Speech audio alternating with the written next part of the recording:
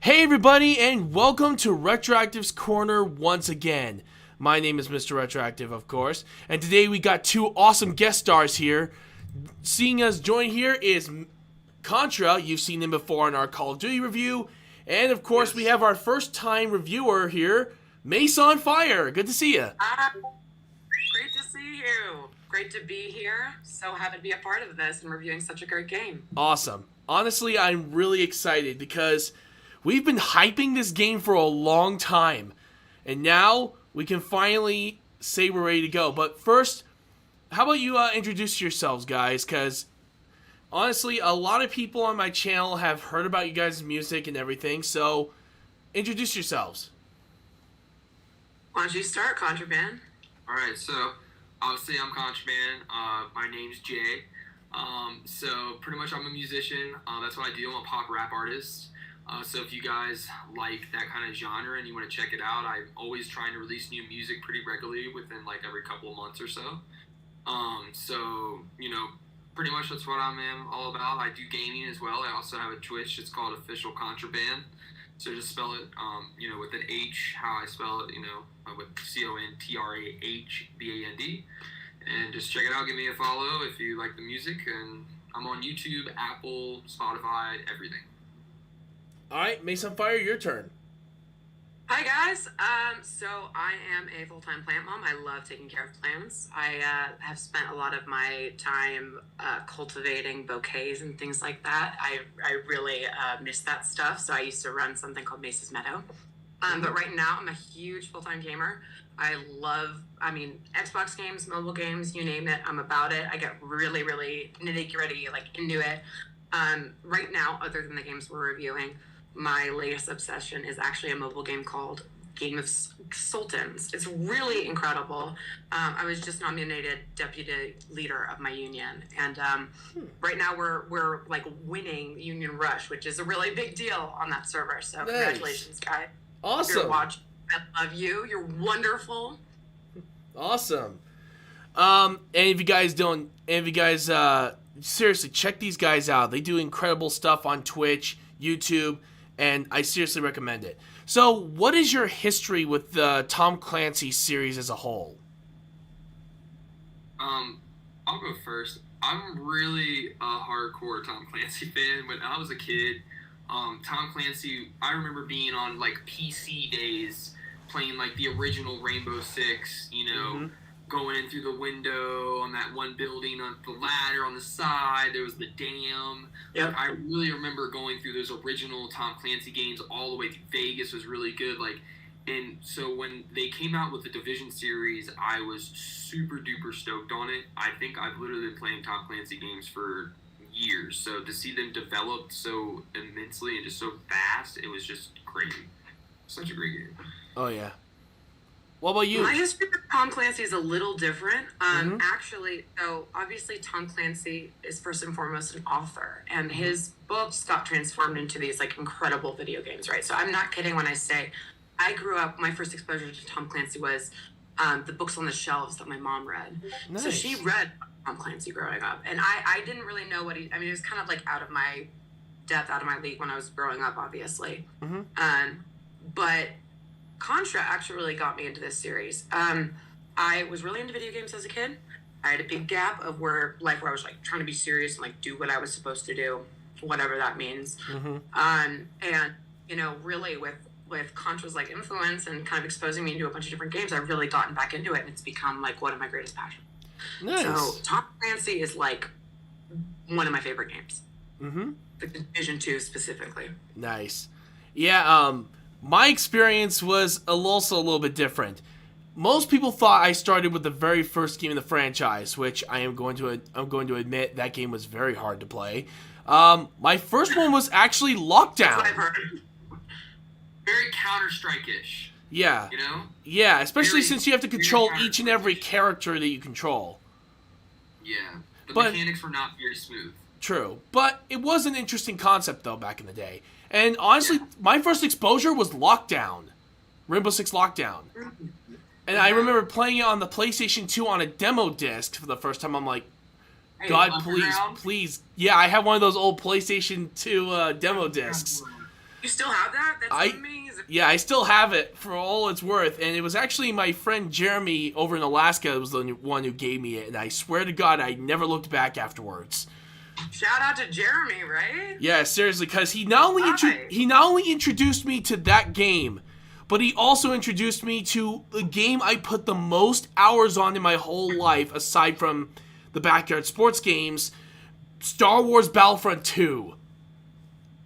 Isn't it kind of incredible how online video game servers all have our favorites? Oh, yes!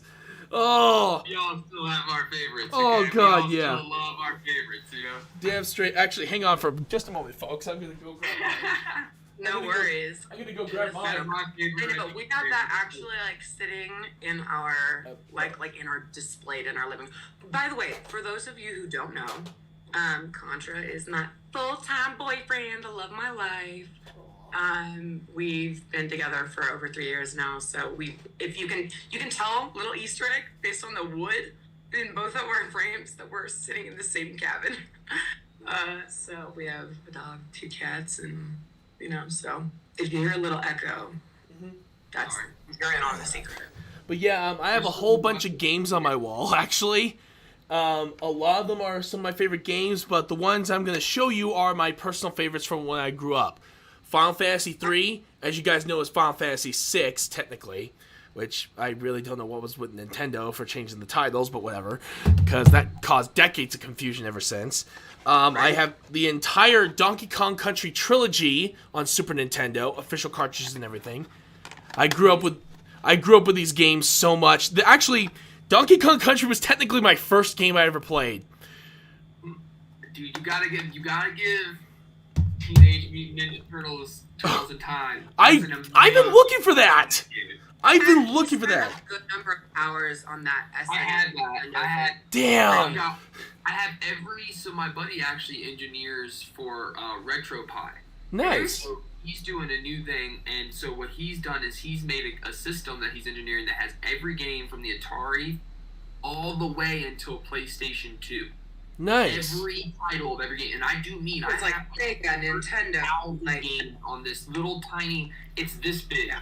Literally, I'm gonna show you guys, just because it's insane. He put that much in this. It's the palm of your hand. Fit in the palm of your hand. Yep. Unbelievable. But it's now in the controllers that it uses is the classic SNS, but it's wireless. Nice. So it's like and then you have the PlayStation controller, for the PlayStation and on. You know what I'm saying? You just have to get each controller type for each different console that it has. Nice. The SNES will work for the Sega, will work for everything because it has all the A, B, all those buttons. Nice. You just have to adjust. It's pretty cool.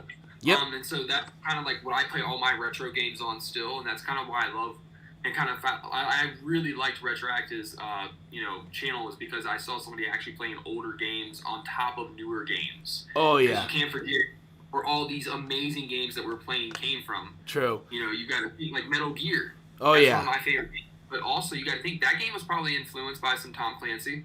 I would not be surprised. I'm curious about that timeline. Yeah. I know that the game came out in 90, I think around 96, 97, so it very much is possible. Because Rainbow Six came around the same time. Games, yeah. This says 1998 on the back. Oh, so it was a year later. Shoot. That makes sense. Yeah. Actually... Maybe someone can reach out and let us know. Oh, yeah, definitely. Actually, here's another game I used to play a lot. Legend of Zelda: Link to the Past. And finally, my favorite game of all time, and one that will always be my personal favorite, Chrono Trigger. And actually, the funny story behind this game is quite funny. My friend was selling some of his games, and he was actually looking for enough money to purchase the Flintstones game on NES. He came over to the college, and he said, I'm selling Chrono Trigger for $120. I'm like, are you serious? He's like, yes. I'm like, if you're willing to wait in the game room, I will personally buy it off you right now. So next thing you know, next day came. He told me that someone was willing to pay more, but they didn't show up. So I grabbed the $120. I ran straight over to the freaking game room after I was done with my class. I told him, take my money. And he literally gave me this. And I've been playing it ever since. So, alright, now we're here to talk about, in my personal opinion, and this is actually saying a lot since I play a lot of Tom Clancy games. You guys know I play End War, Rainbow Six, Vegas 1 and 2, and all that. But yeah, this is my all-time personal favorite. It's got to go to Division 2. Yeah, I so agree. I mean, I'm very biased, but it's hands down the best experience. I have biased opinions, but I think that the second game is very strong, and it's in many ways that the first game is not. Mm-hmm. But I also personally firmly believe the first game's graphics shit on the second game's graphics. But the mobility and handling and gameplay on Division 2, correct. night and day, right? Mechanics are way better. Mm-hmm. Are way better in 2, and the way you can upgrade your guns, your armor, all that is much more easy to use. More in depth, but it's I just think the graphics are better for New York's, the DLC at least. I feel like the DLC could have been a lot more graphically better because the first game was so pretty and so captured New York so well that I felt like the second game when they did the DLC kind of like it didn't capture it as cool as I thought it was in the first game. It didn't reach the standard it set before, and but the whole game is really, really good in general. Like as far as like the mechanics, how you can upgrade, all that. I see that they did an immense upgrade and definitely took what fans were saying, "Hey, fix this," and they did in the second game. Yeah, sure. And I would say, when it comes to Xbox games, I tend to play a lot of loot 'em shoot 'ems, and in that category, Division 2 like really stands out in the crowd, because even if you're looting equipment that like is completely like unusable, and normally on games you just like fucking discard that shit, you know what I mean? It's just pointless. You get rid of it. It's bye-bye, you know what I mean? But there's a purpose for every little detail in that game. Like I actually, while walking around at one point, realized that all of the little knickknacks you can pick up, you can sell them for money, but sometimes there's tiny little secret quests for items. I swear, there was one person, a little lady, asking for a pencil. I didn't have a pencil. I sold all my pencils. Broke my heart. So I don't know, yeah. the details I've put when it came to everything having a purpose or being able to be utilized sometime in the game, I really appreciated that about Division 2.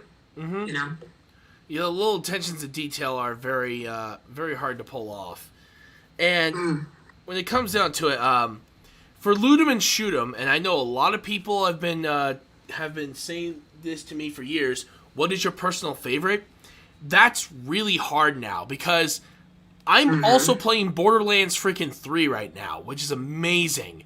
But at the same time, I also really like Division 2. But if I were to compare any of the loot 'em shoot 'ems, even though I do love Division 2, I gotta go with Borderlands 2 since it was the first one I ever actually did that was a loot 'em and shoot 'em. But again, that's nostalgia. If it was just like pure ideas, concepts, and game mechanics, Division 2 actually is better. Yeah, I think, especially like in a post-COVID world, the idea of like a plague that decimates the population and undermines the government is In a quarantine, not an impossible concept now. New York wasn't looking like that for a minute. So yeah, it was looking really, really bleak from it. Photos were coming back from hospitals that were looking like really scary, like really overrun. Yeah. So, I think there might be a new appreciation for people who haven't played Division 2 but have played other Tom Clancy games. Like, I swear to you, this campaign is so interesting. Like the story of how the government handled or sometimes mishandled an epidemic. I think the way that they put your character, it's really in a place of neutrality, right? It's not like necessarily clear that like you are the good guy just because you're working for the government. I mean, the government is very clearly mishandling a lot of things and all of the data that they provide in the game, all the intel, you know what I mean? So there's this kind of interesting independence and this desire to like want to be there for the people, you know what I mean, that I think is really like motivating to play the game, you know? Mm-hmm. I think even touching base on those memories where they kind of go in and you have to do, I Mm-hmm. forgot, you know what I'm talking about? The echoes, correct. Yeah, it does the What hologram. I like a lot about the second game is that it didn't force you to sit there and really like go through every part of the echo and like listen to everything before it would let you move on to another chapter or continue on in that level. You know, it's more of like you would listen to the echo, it would pop up, you could listen to it for like a second, and you could skip it, and you would still get credited for that. Yeah. The first game doesn't do that. You have to like really kind of go through and be like, investigate this echo. Right there. And it actually includes the echo more in the level as a part of the level, as to where in the second game it's more of a bypass, like where it's like learn some shit on the echo, but it's not as important to where like on the first game where it's like you have to explore this echo in order to progress. They do it as an Intel series that just basically gives you extra XP. It doesn't hold you back from the campaign or the storyline in a way like it did in the first game. And that was actually one of my hugest complaints about Division 1, was I felt like some of the like non-starter beginner like things were so random and out of the way and unnecessarily difficult when you had like no equipment. That is it. That's my complaint about Division 1. If you don't have a squad, it's impossible. You don't have a squad of 3. It's so hard. It's like even on the easiest difficulty campaign. Dude, Actually, I know that firsthand. I remember the first time I played the game, and this was back when I actually owned it on PlayStation. I was roaming around like, hey, I'm doing good. Everything is all right. And then I get shot out of nowhere. I'm like, 2 minutes. Right? The fuck? What happened? I was completely confused. I'm not sure I would call it cool. One detail that I think is really interesting, right? That's just an interesting little nut they put in the first game that they did not put in the second game is there's a lot more civilians. Like not like living in colonies or like they hear gunfire, they run, they hide. You know what I mean? There's a feeling of the impact of like the warfare in the city. Way stronger feeling of that. Yeah. Whereas in Division 2, it feels like everyone's in it. You know, even like children basically stay inside the gates, and if you're an adult, you have a gun and you're scavenging, and like you're used to it by now. Do you know what I mean? There's a little bit of a not a disconnect, because once again they're emphasizing kind of how they got there and the fascinating path it took to get there. But there's like there's less of the feeling like oh we're shooting guns, like we're doing this in the middle of Washington D.C. True. Do you know what I mean? In gardens or in, you know what I mean? Which prior to an event like this would have been absolutely insane, like newsworthy content. You know? Honestly, this kind of reminds me of Homefront Revolution, or you guys know as Homefront 2. I actually did play that for the stream once. I just finished the entire campaign, which, yes, I will review in the future. But, yeah, that game basically shows what happened to the people and how they either some got completely acclimatized to the Korean Republic's invasion, and others that are getting affected so badly that they want to fight back. So it really shows a lot of that. I think that if they did that, it would be pretty interesting. Now, time for us to get now we have heard our opinions. Now let's get started on actually reviewing these 2 games. We're going to start with the first one because honestly, I believe that in order to really delve deep into Division 2, we got to start with at least 1, because 1 is the catalyst for how 2 became the amazing game it is. So, if you guys were to score from 0 to 50, what do you think would be your score overall? And 50, of course, meaning perfection, and 0 meaning like the worst game of all time. On Division 1? Division 1, in your guys' opinion. Like a 37. 37? There we go. Okay. I'm going to prep with I have an over appreciation for some things, but I can only play this game to a certain point. So I'm going to give it like a 23. 23. Wow. Yeah. For me, I know it's probably an unpopular opinion, and I'll explain why. Actually, I'm going to be right in the middle with you guys. I'm going to go with 30 because honestly, the game is decent. It does have some decent ideas. But a lot of them either did not translate well onto the actual game itself, or it were good ideas just never fully explored. Yeah. Well, So, there's a yeah. couple things that they did, like, bring up and address in Division 2, which I appreciated, and I also appreciated that the way they did it. It's like if you just didn't do any Tom Clancy games at all and you just started Division 2 and avoid it, wouldn't be confusing as hell. Mm-hmm. You know, it would seem like its own kind of a microcosm of a story. True. But it did answer questions, at least. True enough on that.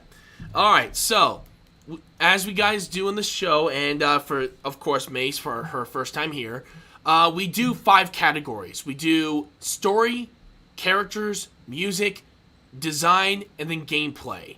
And then we tally those scores together, and we compare it to your original score. That way we can see either if your score increased or decreased depending on how we review this game. And honestly, I've actually had a few times where my score has just absolutely dropped like crap or just rose to something else. It's But you really go into why you think that. You're like, actually, I don't like that. Yeah, when you really delve deep into whether it's movies or games or TV or anime or cartoons or whatever, it really changes your opinion the more you start delving deep into it. Right? Yeah. Alright, so we're going to start off with story. And honestly, I like how it's all set in New York. Because I feel like New York is, and I know, actually, wait a minute, no, wait, what am I thinking? No, New York's a bad place to put it at because that city has been put through so much crap in every video game I've seen. From the Crisis series. Freaking Call of Duty has had that problem with bringing New York into its problems. What? They're remastering and re-releasing all 3 Crisis games. I can't wait for that. But yeah, still, why is it New York is like the centerpiece for all sorts of destruction? Hell, you even sicked Godzilla on the freaking city. What the hell is wrong with you, America? Theory? It's a gentle theory. The theory is that a lot of times, like, massive cataclysmic events are, like, put in places that are really metropolitan, that have, like, high numbers of people that would have the most impact. You know what I mean? To be able to, like, maximize, to really see, like, oh, if this, it's like, think about this, for example. If the Division 1 took place in a small town of 300 in Iowa, like, not to say it wouldn't be interesting, but it would be relatively low impact, right? Yeah. Like, you could contain that. So the game would end really quickly. True. But facing an epidemic like COVID, for example, that got out of hand very quickly, that's why you saw cities like New York fall apart at the beginning, at least. True. With being overrun in the hospitals and not having the resources available for every single person in this highly populated city. That's my guess. Yeah, very true. And honestly, the reason why I'm saying this is that there are plenty of other big cities here in the U.S. that could fit just as well. Seattle. Look at even the original Homefront. You fight in San Francisco, for God's sake, on the Golden Gate Bridge. Really? Yes, in the first Homefront game, you play in Montrose, Colorado to start with. You go across, and then you eventually take down the KPA on the very Golden Gate Bridge. It's actually really interesting. So why not do something like that? Or Seattle, for God's sake. Look at freaking the tabletop RPG Shadowrun, where it takes place in Seattle, Washington. And that's more of a cyberpunk world in a modern day. It's with magic. So it's insane. Hold on, I think his camera's off. I'm gonna try to troubleshoot it. Yeah, I think the camera glitched. Breaking up. Oh, see the charger's upstairs. It's like that short orange cord is up there. Yes, it doesn't. All right, no worries, guys. We're just making sure. 1 second. No worries. I think I remember one time when it comes to technical difficulties, my computer was just absolute crap back in the day. Let's just say I kind of accidentally dropped my computer. I left a crack on the screen. Sorry. You're gonna have to give me a second. No worries. No worries, guys. Actually, we will be right back. Give me a second, and I will be right back, and I'm going to see if I can help them out. So, I shall return, everyone.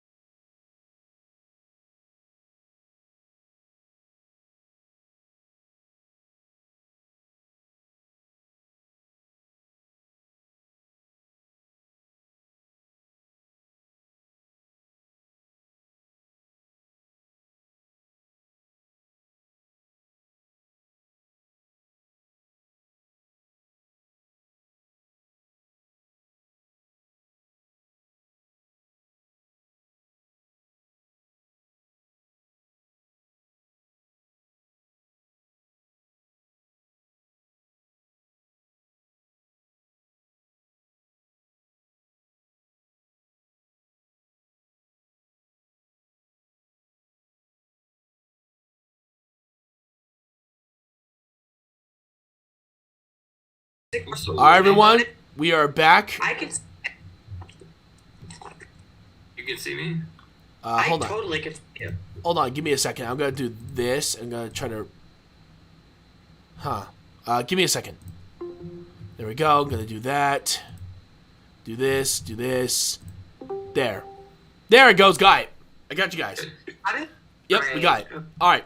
But yeah, overall, what do you guys think of the story overall, though, in your guys' opinion, for Tom Clancy's Division 1?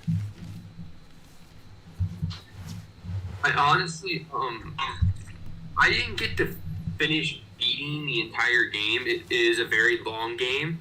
Mm-hmm. Right before everybody really started getting on a different game, and then I kind of hopped. I forgot what game came out after Division 1 that was really popular. One of the Call of Duty games, I'm sure. Let me see. From that. And then then they came out with Division 2, and I actually started with Division 2 before I even played Division 1. Ah. Because when I was waiting for Division 1, I was like, well, can I play Division 1 or Division 2? And more people, like you said, was like, Division 2 is way better. You don't even have to know what's going on in Division 1 to play Division 2. So I skipped it and went to Division 2. But then, after talking to Gecko's like, I have Division 1. I was like, well, shit, let me buy Division 1, and I'm going to play Division 1 with Gecko. And then we started playing it. Mm-hmm. And then we kind of back to playing Cold War, I think it was. Yep. So it was like, I played it, but I did play it a decent amount. I played it more than everybody, pretty much more than Gecko, more than you, more than Mace. But I would just say, I never beat the entire game, so in the campaign, but I'd say about 70%, and I would probably give it like a score of 1 to 40. actually like a score of 1 to 10. What would you? I'm sorry, like 0 a to 4. 10. 4. Okay, Yeah. that makes sense. Yeah, honestly. Easy. What about you, Mace? Before I ask a question, do you consider story the campaign? Yeah, basically the campaign. Sometimes the story can actually just happen in the background, and it's mainly just the gameplay. Right, sometimes that's why I'm asking. Oh yeah, that's pretty much it. Yeah. I feel like in the case of Division 1, I'm really addressing the campaign more. I didn't get to enjoy as much of the story as I would have liked to. Mm-hmm. In fact, it was very hard because the campaign was so not story oriented. At least like the first 12 chapters that I played or whatever. Do you know what I mean? I will readily admit I did not complete that game. Mm-hmm. I got very frustrated with it. I could never play it solo. And for a loot 'em shoot 'em, you should be able to soup up your weapons and play solo. You should just be able to do that. So Sure. And I don't mind putting in the time and the work, but it just felt impossible. True. Like it was just unbeatable. You know what I mean? Does that make sense? Oh yeah. So I would give it. I'd give it like a 2, 3. No, 3. All right, 3. I like the helicopter scene. I like the introduction of the Shade Network. I did like that, but they really kind of abandoned it. Yeah. For a lot of random story points. So I think it would have been excellent if they really kept it consistent and faster paced like they did in Vision 2. I mean, they took a lot of these complaints and they implemented them. That's the thing. True. Yeah, when it comes down to me, of my personal experience with the campaign is actually very interesting, and it's one of those instances where I originally was going through the story. I'm like thinking, okay, interesting concept. You feel the oppression that's going around in the city. You really feel the amount of dread these guys go through on a regular basis, and then. When it starts getting more complicated and the difficulty setting just spikes out of control, I'm like, okay. And then actually, and the crazy thing is, the story itself actually starts to become a little bit boring right near the halfway point. I'm like, totally. That's why I stopped. Yeah. So honestly, I gotta give it. I think I'm gonna be a little bit more harsher than you. I'm giving it a 2. It starts out great, and then it takes it. I think he is, but yeah. Yeah, but he's. Hold on, let me see what I can do here. Let's see if maybe it's on my end. Did you try the photo booth trick I showed you, babe? Did he leave? No, he's still there. It's just I don't know. Oh, no worries, no worries. But yeah, for those of you guys who don't know, I'm actually gonna give it a 2, mainly because the story starts out amazing. Don't get me wrong, the story starts out fantastically enough. Unfortunately, it just doesn't seem to really hold its own after that. But yeah, I will be right back, folks. We're gonna try to figure out what's going on with his camera, and we'll be right back, everyone. Give me a second, I shall return.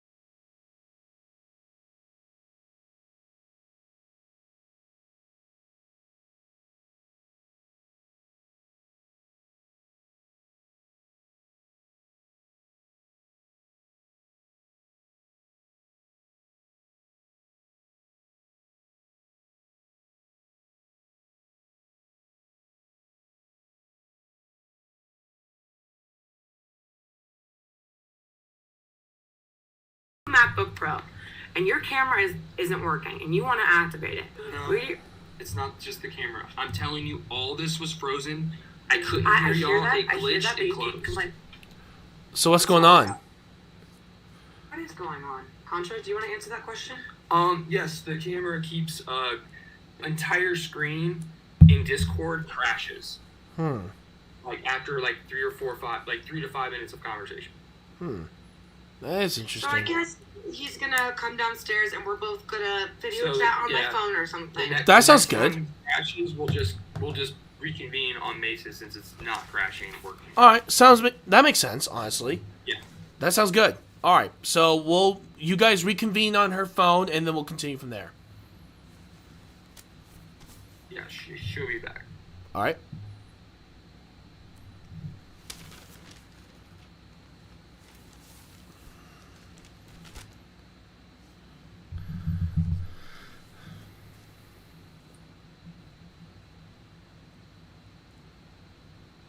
Okay. All right, so I guess he's coming down. All right, makes sense. All right, so I'm gonna do this, and I am going to how do I? And am I facing up or upside down? Nope, you're facing up. You're facing up. It's just that something's there. We go. It was blocking a little bit from whatever that was. Oh, sorry, I'm trying to charge my devices, and this is wild. That makes sense. Guys, obviously our devices are struggling a little bit. We probably need an upgrade. Oh, trust me, I understand that. I'm still trying to find a freaking PS5 right now, and it's nearly impossible. Oh, yeah. I have an Xbox Anyways, Series X, thank God. I just never got any luckier with the PS5. PS5's.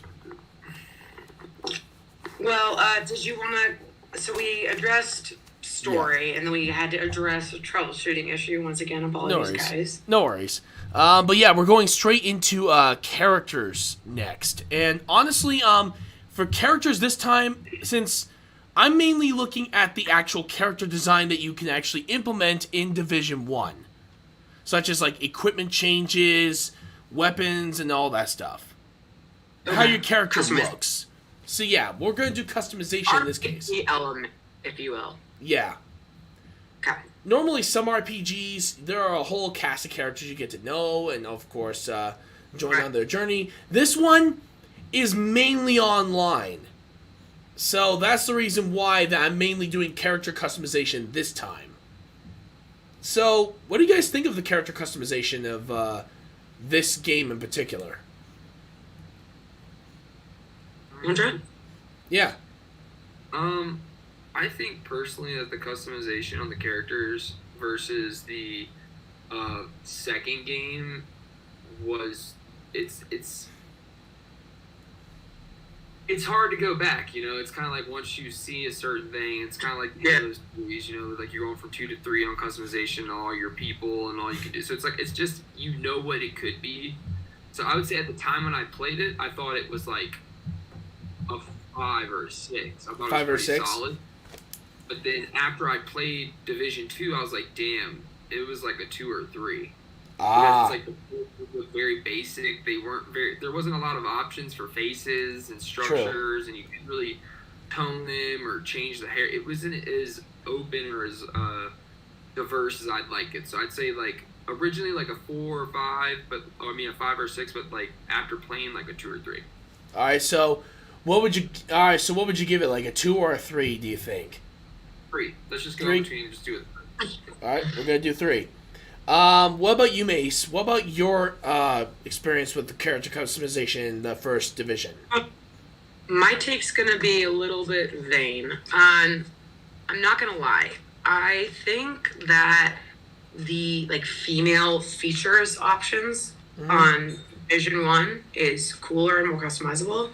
The graphics of the female faces to choose from on Division 2 like kind of look a little unfinished. Like I look a little bit like a sim in progress. Do you know what I mean? Yeah.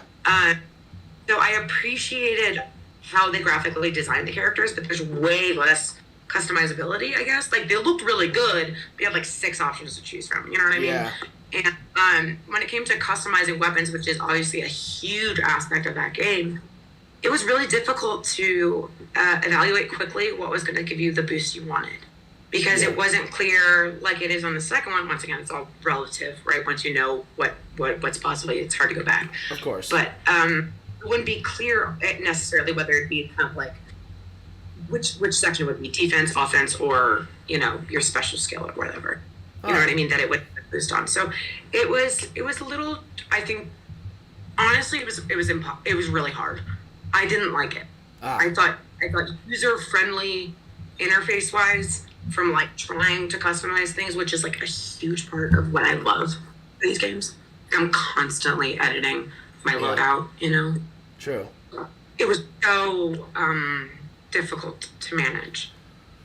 True. They had some cool characters that they introduced in the campaign. I do want to like shout that out for a second. And the coolest ones they ended up keeping for Division 2, say wow. But I was really super detached from my character. As cool as she looked, as cool as her jacket was, whatever, her guns were trash and her mobility was trash. It was hard to in that world as that character. So I'm really gonna give it a 2. 2? And it would be 1, but it's so visually good looking that I don't give credit for that. I feel like I'm being rude. Mm-hmm. Yeah, when it comes down to character customization for me, I tried to make my character as close to me as I could, only to find out that the options were like, really, that's it? Exactly. Doesn't make any sense, dude. You are on an Xbox One. You have so many more possibilities than even Mass Effect can do. And Mass Effect was made in 2007, for God's sake. And even that one had more options. I'm like, come on. Just cut out. Why don't you close it and come on down? But yeah, honestly though, it's like, why? Here's the thing, guys. You know character customization is important in games like this, especially since Tom Clancy Division 2 and 1 are RPGs. If you're gonna say customization is a big part, then make it a big part. Yeah, because make it a big part, exactly. Yeah, because Exactly. I agree with you on that. you guys all know I love the Mass Effect trilogy. Hell, I got the Legendary Edition remaster for the Xbox Series X. And even and you guys know how much I love the character customization in that one, because you really get to try to make it as close to you as you can. Or you can make something completely wacky, because I actually remember one of my friends who had his eyes split like this, his mouth like this, and he is just absolutely messed up. But yeah, with this game, they give you so little options. Come on down. It is unfreaking believable. It's absolute crap. And in my personal opinion, I gotta give it a 1. Yeah. I wish they could. And here's the thing: I'm not dissing the equipment or the guns. They're all good. It's the other parts of the customization they could really try to implement on. And unfortunately, it didn't necessarily go as well as I thought. Anyway, next we're going to go on to music. And honestly, there are some things where music is very essential in a video game. But there's also what I'd like to call lack of music that could really give you the air of desolation, depression, despair when you're in this. And luckily enough, the first Division does at least implement music in the right way when it needs to. But not too often is their music very memorable for me. I don't know. I couldn't tell you what that music sounded like. Honestly, it made no impression on me. Like I like straight up, if it's out of 10, I would go with a 0, because I could not tell you if you put a gun to my head, what genre, what instruments. I couldn't tell you anything about that. I only know 2 songs, only because it was only memorable. It was in Division 2. I like Division 2 music, but it was when you were in the overall Division 1. We're on Division 1. No, We're still in Division 1. There was one scene in Division 1. If you believe, I believe so, it's like a bank. Oh, that one, yes. And it was very Christmassy. It was kind of spooky. It was kind of like, man, it's kind of dark. You know what I'm saying? Like, yeah. I remember one area of the map, and that's it. Yeah. So like, I did a 2 because I liked it a lot at the moment. I thought it was like a 7, but then it's like you said, nothing else other than that I can recall at all. Like, yeah. Yeah. I'm going to be with you guys. I'm going to go right in between and say it's a 1. Because, honestly, that's the only song I remember in the game. Yeah. And here's the thing. That's not a soundtrack to me. That's just like fluff. Like, it would sound extra empty if it weren't there. But, like, it's not. Yeah. Impactful. And you want to know the crazy thing is that, here's the thing. You can actually have a movie or a game where there is no music. Like, look at The Birds by Alfred Hitchcock. That movie had no music. Right.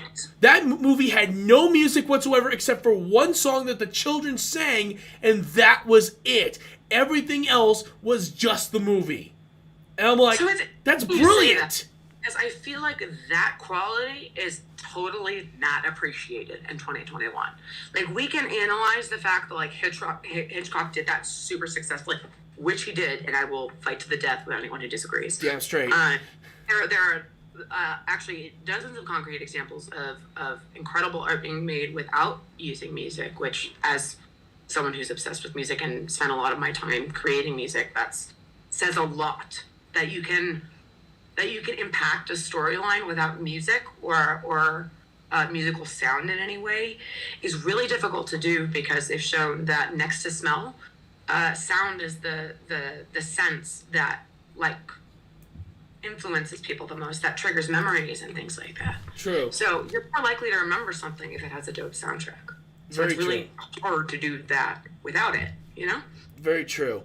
Honestly, though, now we're going to go into design, and for the design of the world itself, this is where I'm going to give high marks, because when I first played it, Division, I was playing when it first came out. I'm like, okay, game seems pretty fun, seems enjoyable. Then December rolls around, right near Christmas time. I turn on the game, and all of a sudden I see Christmas lights everywhere. I'm like, wait, what? Wait, did they decorate this place? That is attention to detail I rarely see in games now. And that's like, well, damn, okay, I'm impressed. Actually, that's the reason why I kept coming back to the game, was because of what it would look like in every single season. So they kept rotating? I actually didn't even know that. Yeah, basically, Cool. yeah, depending on holidays or depending on the time of year, it actually changes to fit the actual city itself in real time. I'm going to give you a counterpoint. So Division 2, if you have the DLC in New York, and it takes place as if the meltdown happened during Christmas time, AKA, it's the middle of summer, there's no snow on the ground, but no one cleaned up all of the holiday stuff because the world fell to crap. True. And that was really cool to me, because that was like something that didn't even cross my mind. Yeah. You know what I mean? If, depending on the time of year, if there were like holiday decorations, I'm like, who would care about taking lights down when you're trying to hide from like being gunned down or like dying from like a, you know, epidemic or whatever. You know what I mean? Very true. But that being said, I feel like when it comes to the details, like you were saying, I actually really gotta applaud Division 1 for that. It's the main reason I give it any props. Sure. I feel like, you know, you're able to like literally walk up to people who are clearly like cold and struggling and like give them canned food and give them water. And civilians run away out of fear when they hear gunfire in the streets, and things like that. Just I don't know, I'm not saying that they're necessary, but I think they're really interesting and help people who are like super familiar with loot and shoot, or just any first person shooter type game or any type of shooting game, to really kind of just like at least stop for 1 second and think about the real life impact of that kind of stuff. You know what I mean? Yeah. It's not the most fun, right? So it True. wasn't like that play because it was really bleak, right? Yeah. But I appreciated it because I find that like no games really want to highlight that kind of disparity. Very true. What about you, Contra? What are your thoughts on the design of the first Division? My design of... Look in the camera. Oh, no, I mean, just push me away. My design opinions of the first game, I thought they were, like I said, graphically, I will always say this, I don't care. Graphically, it shits on Division 2. I personally think that. I don't care if the mechanics are bad. I think graphically, after playing, because I started on Division 2. I remember starting Division 1 up and being like, holy shit, the graphics on Division 2 stuck. That was my initial reaction. Oh, that was my first honest to God reaction was, wow, what a bummer after playing the second game that I was like, the first game. But like everything else, the mechanics were not smooth versus the second game. So I like the mechanics of the second game, but I honestly think graphically, I'd give it like an 8 out of a 10. I think graphically it's beautiful. It captured everything I thought it would be in New York, and I lived in New York around Christmas time. I think that was It captured it very well. The people, the whole mood of just having just homeless people everywhere, like asking you for even in the world's ending, there's still people asking for things. You see what I'm saying? People need stuff. And it's just showing you just the real life. So like I said, an 8. I would give it like an 8. I will just say, I do think that. I don't think the graphics are worse in Division 2, but here's what I will say. There was a period of years in between those two games, and there was, like, no improvement on the graphics. Yeah. There was no improvement. And that is startling and weird. Do you know what I mean? So I get his impression that the graphics were so much shittier, because I feel like, you know, it's like, very kind of popular opinion as a gamer to, like, expect that each game it's going to build on itself graphically and hopefully in every way. Mm-hmm. So I think that if anything, it's the same quality of graphics, but it really is kind of disappointing that they didn't really improve at all. Score. So what would you give it a score for design for the First Division? 4. A 4? All right. For me? Oh, wait, whoops. That's a different question. The design is not design of basically the design of the world. Just they visually. created. The world, the design of the game, the graphics of the game. 6. 6. There you All go. right. For me, that's more relievable. yeah. For me, I'm actually gonna go higher than you guys. I'm giving this a full-on 10 because Wow. the It was very impressive.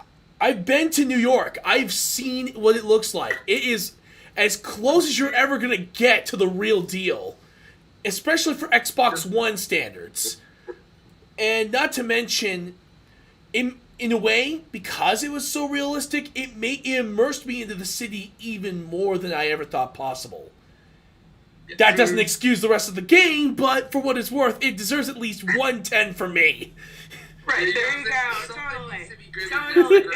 Graphics were always better than me. I always said that. Even when we were playing, remember Retro? I was like, Yeah. graphics are so good on this, bro. Exactly. Even I was like, Totally. wow, jeez. Now, wow. And here's the thing. I haven't played the game ever since I first played during the first year the game came out. But, Right. damn, I was like, wow, there is a huge difference here. Right, genuinely. Especially when you play on the Series X, you get to see the differences even more clearer. When you play both, I'm like, Keep in mind, we're playing on Xbox One S's. yeah. The Xbox Series X really definitely exposes a lot of the flaws of both games. I'm like, you gotta be kidding me. Graphically, this looks amazing, even for the first game standards, so well done there.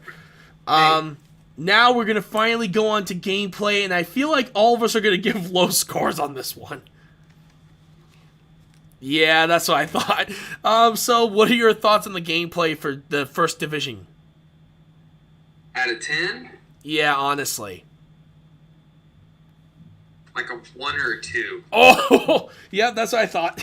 It's so tragic because like I said, the graphics are so beautiful, but damn, they really did not impress me with the mechanics, and everything else was just so confusing versus the second game, like breaking down your stuff to like move it to a different weapon. You know what I'm saying? You can't do that on the first game, and if you can, it's so confusing. Yeah, I try to figure it out. You know what I'm saying? Like, it's not just like common sense that's easy. It's just everything is so you got to figure it out. It's complicated. It's like, dude, I understand that's what makes a video game a game, but then there's a game, and then there's like, where's Waldo? Yeah. You know what I'm saying? Like, Yes. There's like a puzzle, you know? right? Like, I'm not- A puzzle when it's not supposed to be a puzzle, It's right? supposed to be easy. There's like puzzles, like in Resident Evil, where there's clearly like they meant to put Yes. them there. Then there's puzzles.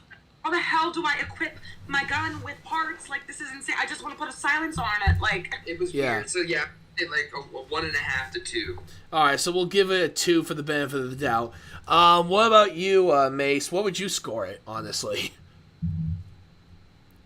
The First Division Okay. game. I found it unplayable. Ooh. I found it unplayable. Real talk, like brass Yeah. tacks. I thought it was impossible one-on-one, like rage quit worthy on a level that like Oh. I did not anticipate. Oh, no. Even with a squad of 3, it was so hard to level up, and the mechanics were so crappy, I gave it up so quickly. Yeah. Even getting social that was kind of weird. Social was really hard. Yeah. Really hard. Just buying things at the vendor, that was hard. Why? You know what I mean? Yeah. So, I guess I'm going to give it 1 point now. I'm going to explain why. They came up with one kind of cool concept that they immediately pretty much abandoned in Division 2. So, like, I can't give it more than a point because it wasn't very well executed. Their whole, you have your boo, right? Your base of operations, yeah. right? And in Division 1, they made it have, like, the 3 sections. That was, like, your offense, your defense, and your skill. I thought it was kind of interesting the way they set that up, the way you could kind of focus on missions to upgrade that one section. Mm-hmm. But it's not long-term sustainable. Like, just like, beefing up one section makes no sense in terms of the games. I feel like I can only give it a point. True. They abandoned it, wasn't well executed. It's a cool concept, but not about it, really. Yeah. 1 point.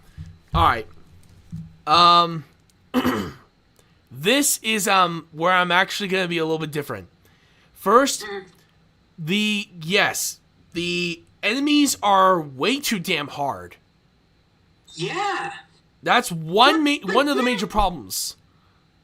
Second, the interface is completely useless, and even when it does work for you, it doesn't. It basically is saying, there's like dangling a candy in front of you, like, hey, how you doing? Hey, you want this? Hey, go fuck yourself.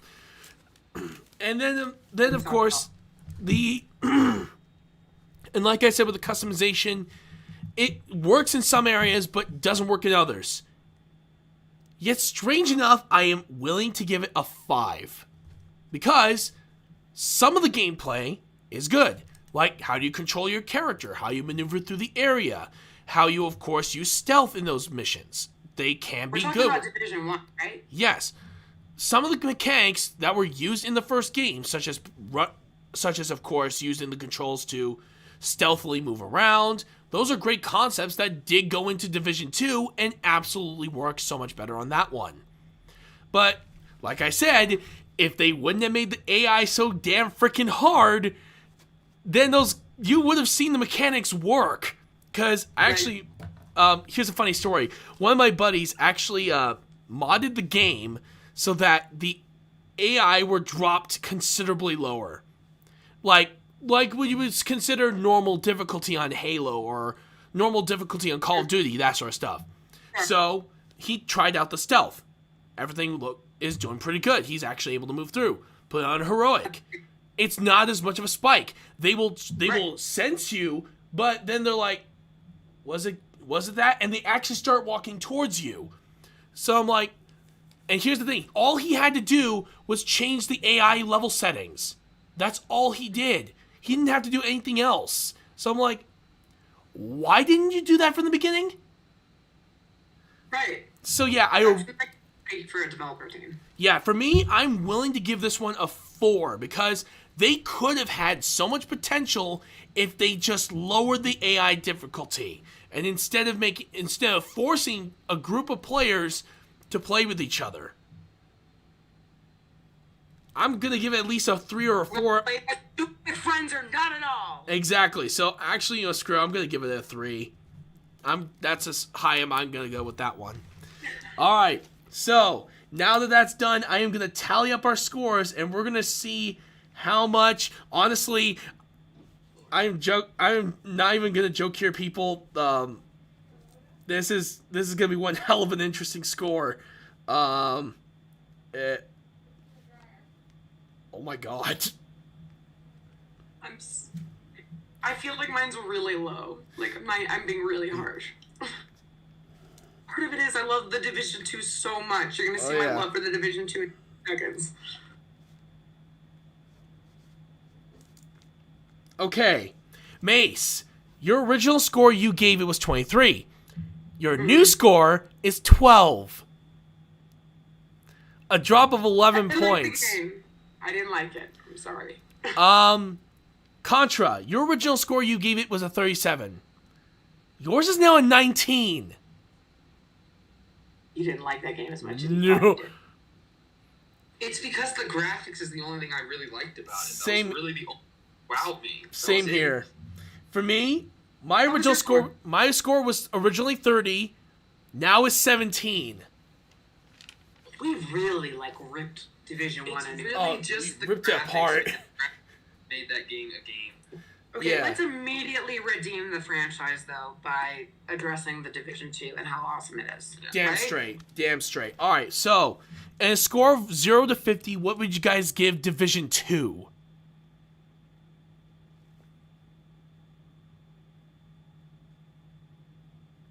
$40. A 40? All right.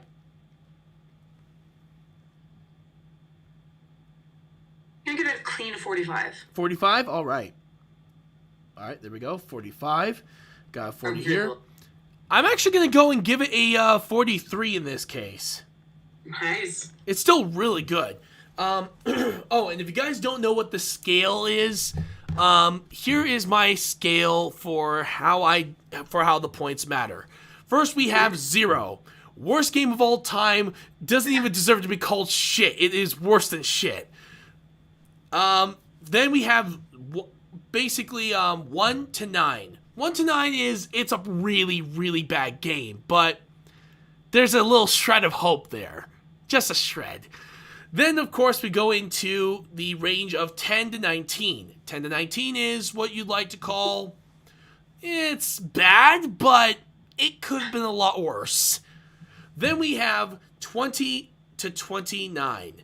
Those are like your average games. Like, say it's an okay game. It's a game I played once or twice, but you'll never see me playing that again. Then we go on to 30 to 39. Those games are pretty good. They're actually pretty decent. They're actually fun to a certain degree. I could play this a few times, maybe a few times a month or a few times a year. Then we go straight into the 40 to 49. These are games that are excellent, beyond a shadow of a doubt, games out that you'll be playing constantly. Games you will be saying, I am going to put this many hours into this game, and trust me, it will happen. And then we have the 50s. Now, I know you guys, a lot of you guys have seen my show, and you guys know I've put 50s on my channel when it comes to some movies. But you rarely see me give it to games. Because, here's the thing. If a game doesn't get my 50 score, it's not bad. It's just that you're never going to reach that perfection. And there's only a few games, in my personal opinion, I will ever give the score to. One of them is, in fact, Chrono Trigger. The other, if we're doing platformers, the second Donkey Kong Country 2, Diddy's Conquest, as the greatest platformer of all time. And the last one is, I think, I know some people are going to absolutely think I'm insane. Metro 2033 as the greatest first-person shooter of all time. I know that sounds weird. I know a lot of you guys know me as Halo online, and you guys know I love the Halo series, but God bless it, you just can't go wrong with Metro. But yeah, one of these days I will review those 3 games in detail, but for right now, let's concentrate on Division 2, because honestly, I have so much to talk about this game. And and of course, I really want to hear your guys' thoughts on the game too, because for one thing, you guys are the ones who introduced me into this game. So, in this case, so we're going to start off with story, and you guys start it off, because honestly, you guys have played more into this game than I have. You want to start? Story, so if you want to give it 1 out of 10, I would give the story plot like a 7. It's a little bit more developed as far as like being able to follow it.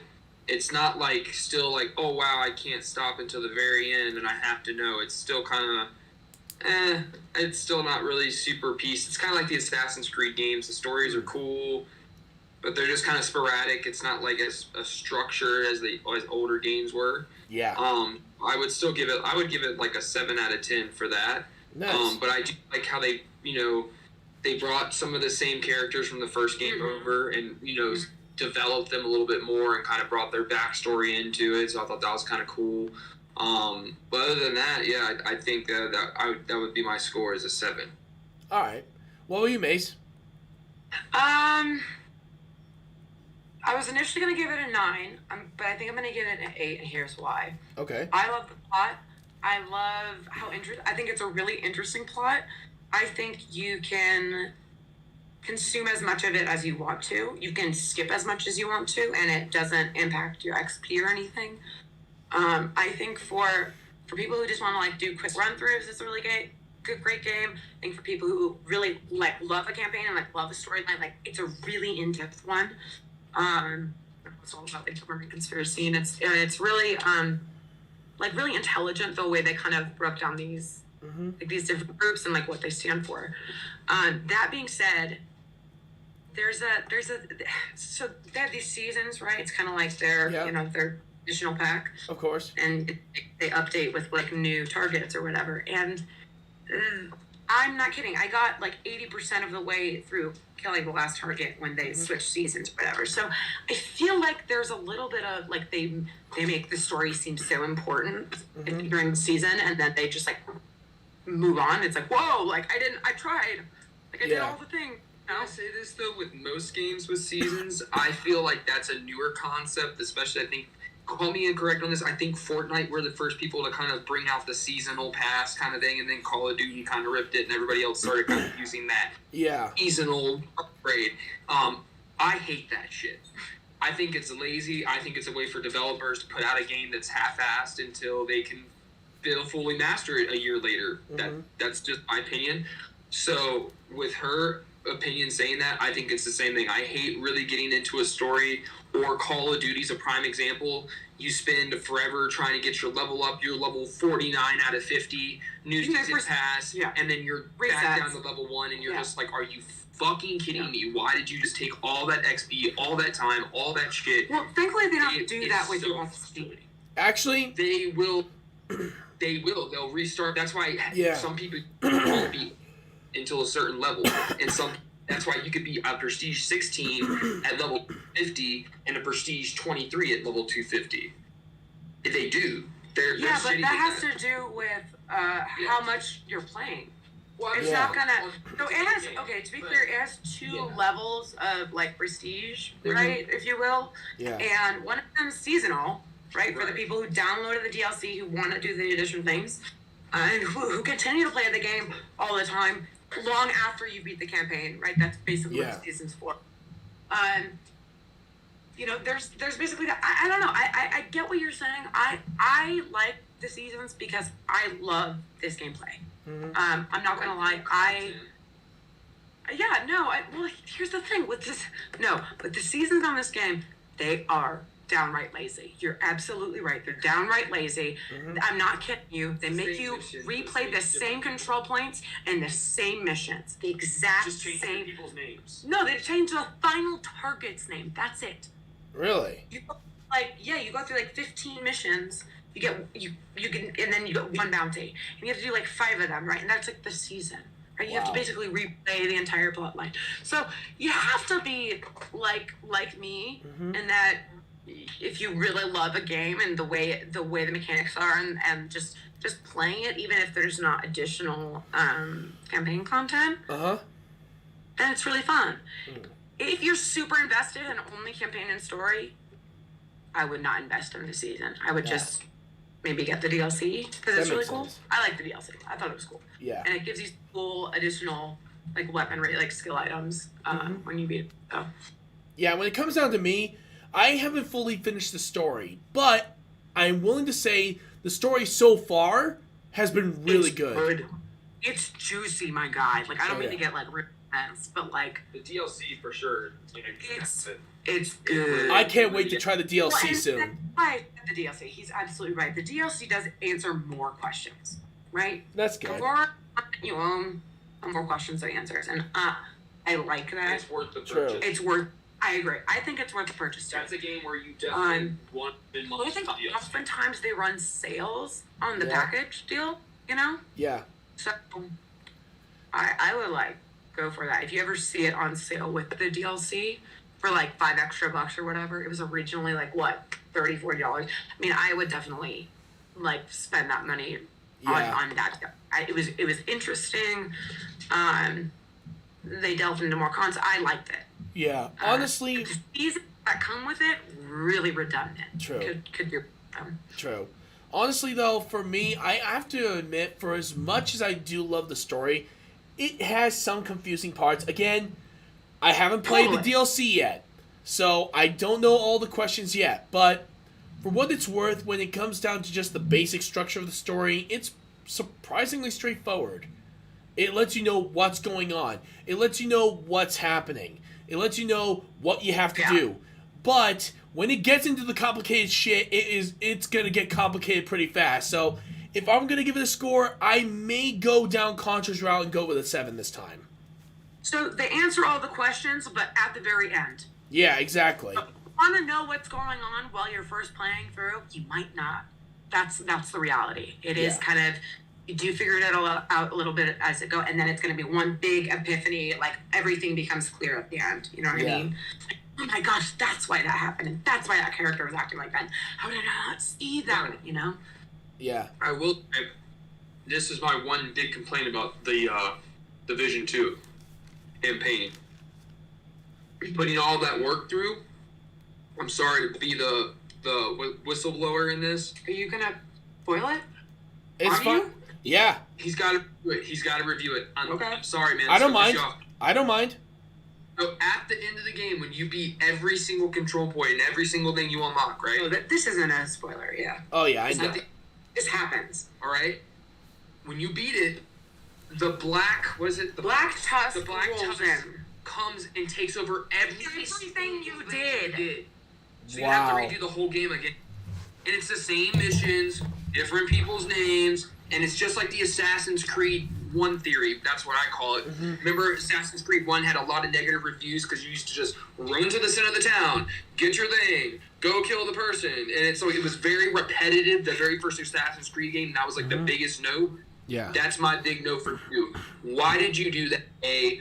B, did you have to do everything at once? C, did you have to make it pretty much work? To understand what the fuck the Black Tusks really are, you have to know about New York. So it's like it's so true. It's so that's absolutely true. So if you don't have the DLC, it's on that. Like, I don't like that side of the campaign. I think that the campaign up until that point, pretty solid. But then at the end, it does you dirty, like the black cutscene to the freaking Sopranos, bro. It's like, what? Are you serious? Like, you just dropped that? Oh man!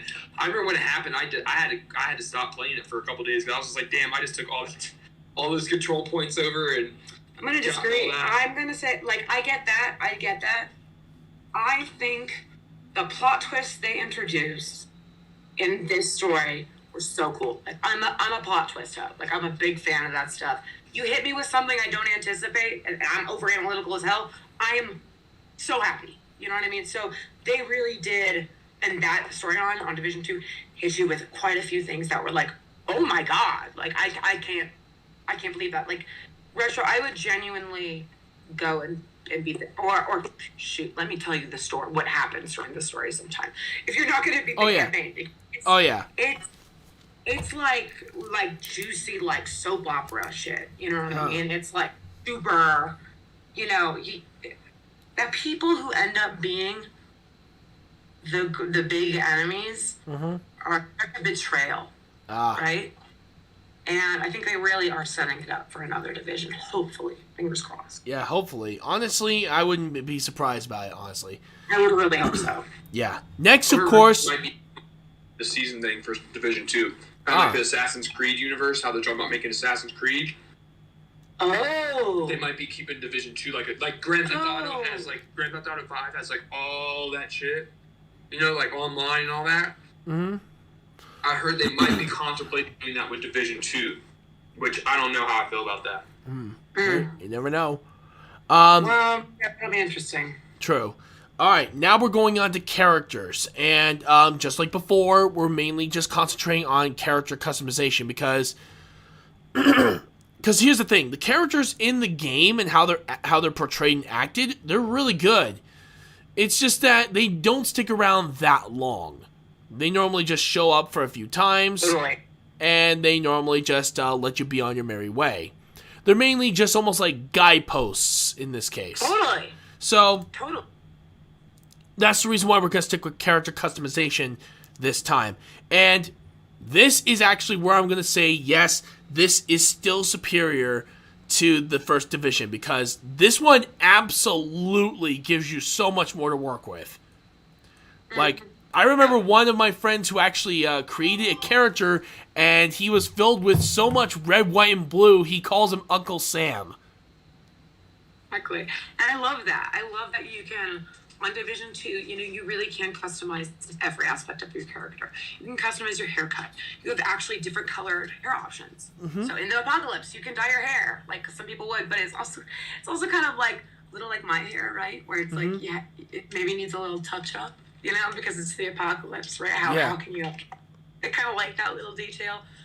The weapons, the way you can soup up your weapons, the way you can really soup up your whole loadout, way more user-friendly, way more fun.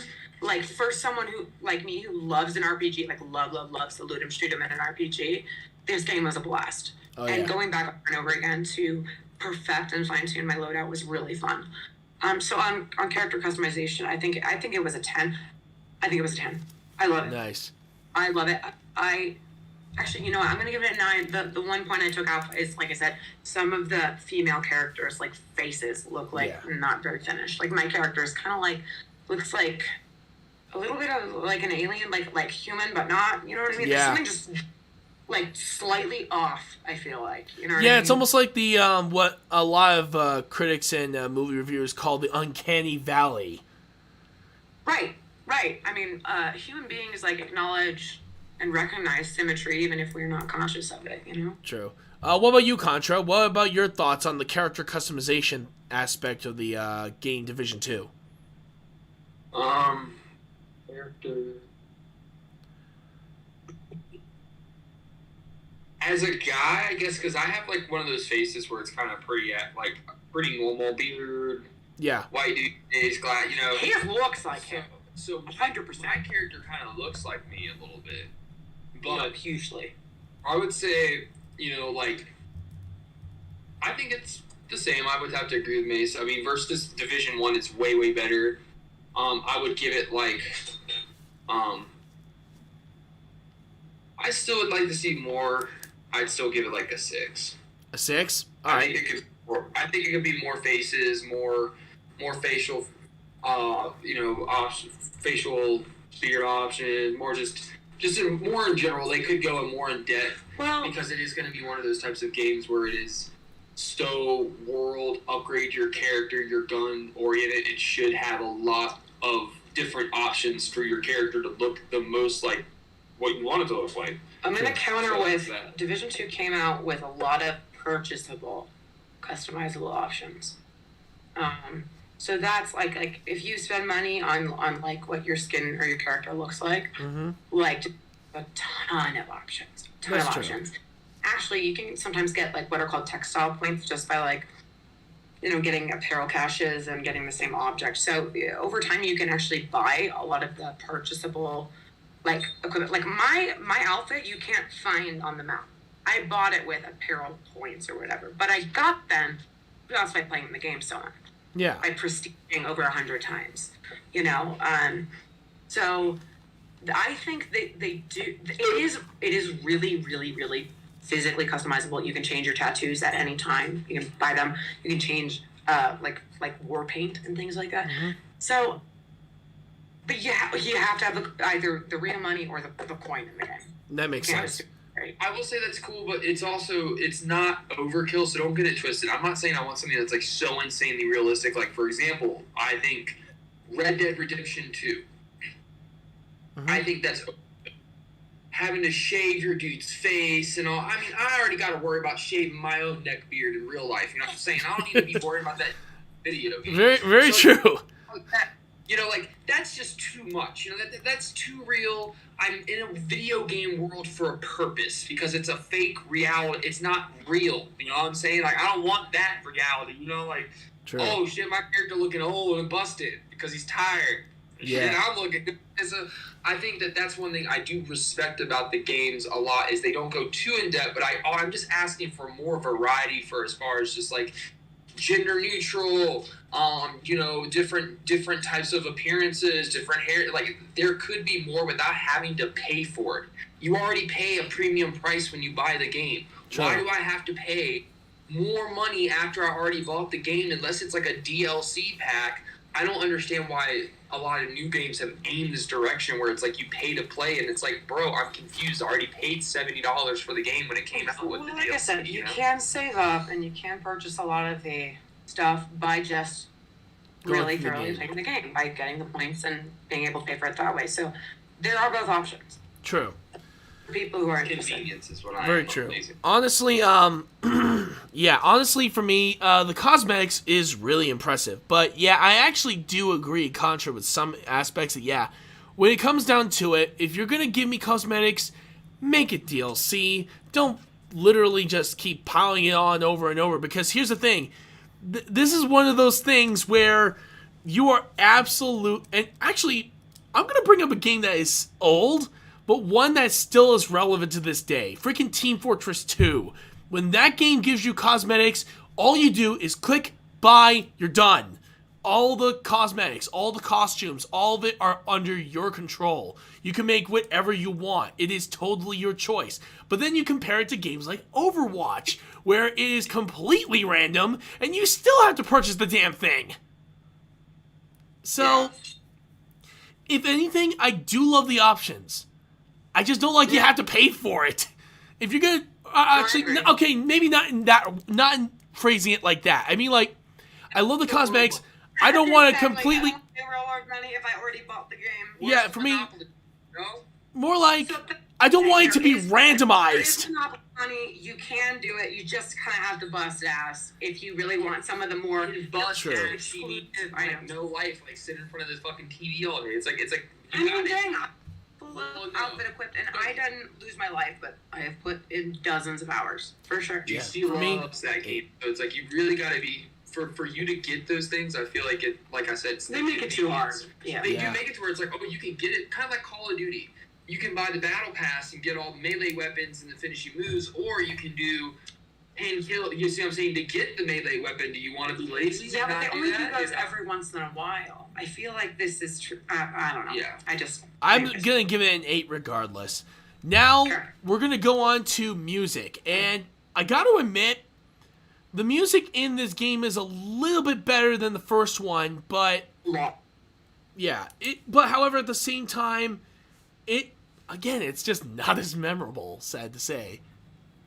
I mean, you got an end of the world situation, and there's not theatrical music on some of the missions, and it's just like, and if it is, it's just kind of like, it's like you said, it's not something I'm like, dude. All I can think of is like, when you first turn on, being like a teenager, turned on Halo 2, and you're like, so like you think of shit like that. Yeah, so you know what I'm saying? you None of would that prefer something matters to me. cinematic. Yeah, I'm looking for something that's like, oh shit, like when I see that mission, I'm gonna remember that music that was in that mission, or True. remember that the sound of it. I could know it's Halo without even knowing it's the Halo screen. Actually, Like you said, not many games care so much about the music anymore, and it's more about the visual things and the realistic. So I guess in the end of the world thing, I guess you can't be too jealous, because it's like, what music is there going to be in the end of the world? It's kind of bleak. It's kind of just actually, I solid. actually had a thought about that, actually.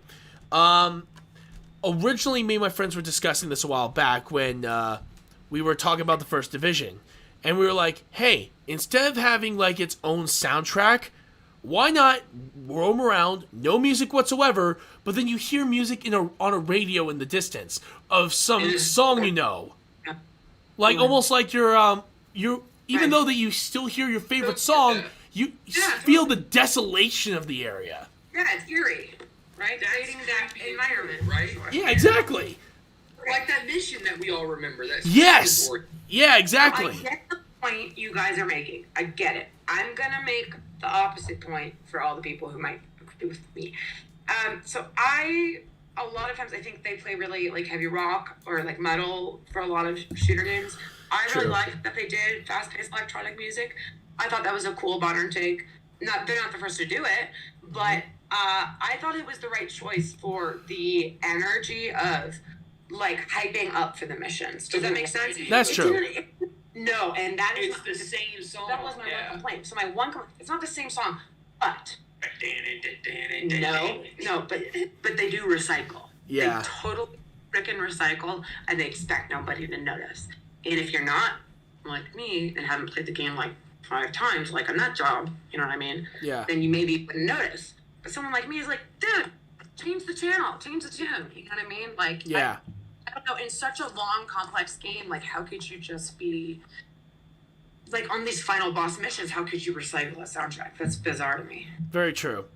And honestly, if I were to give the soundtrack a score, I would give it surprisingly a 5 because at least there is some redeeming qualities for the soundtrack when they used it here, but not enough to make it the most memorable of all time, or not enough to really be, yeah, more It's like way generic. more enjoyable, right? Yeah, more like generic.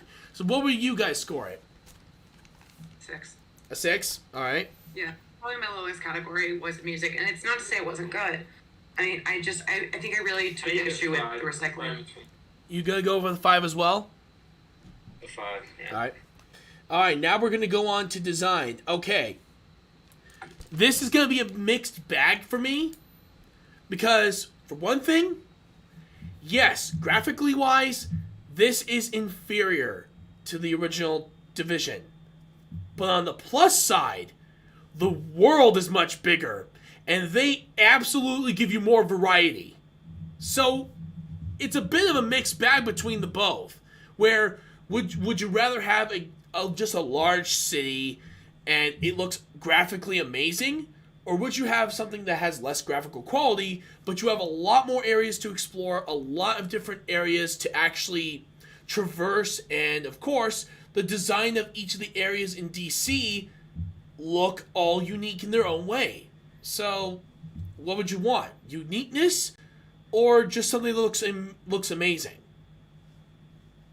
I want something that looks amazing, bro. I paid money for games for them to look amazing. If I wanted to play fucking Sega or play N64 or PlayStation 2, I'd play PlayStation 2. Really harsh for this game to honestly, for me, I'm not even flexing.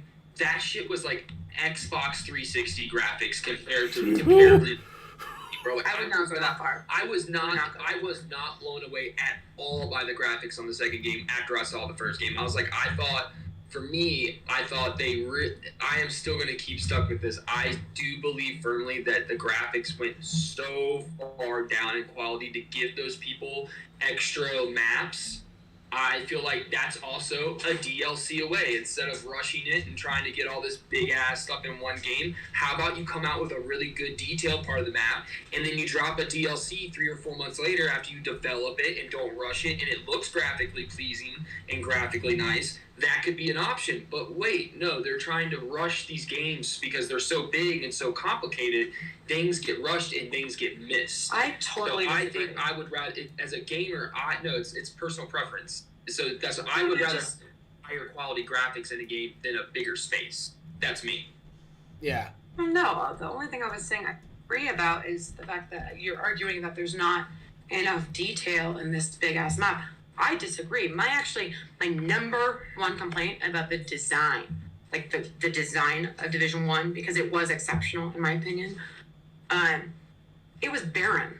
Where was the garbage? Where were the people? Where were the I mean, in Division 2 they put raccoons, they put dogs, you know what I mean? They put trash everywhere, backpacks and broken doors. You can't shoot the raccoons, you can't shoot the dogs, but not just that. Because I'm trying to encourage that though. But the point is, You can't shoot the civilians with the graphics, it's not saying that. It's just saying that like you can still have these amazing set graphics. You just have to not rush them, and that is what I'm saying. I'm not saying that.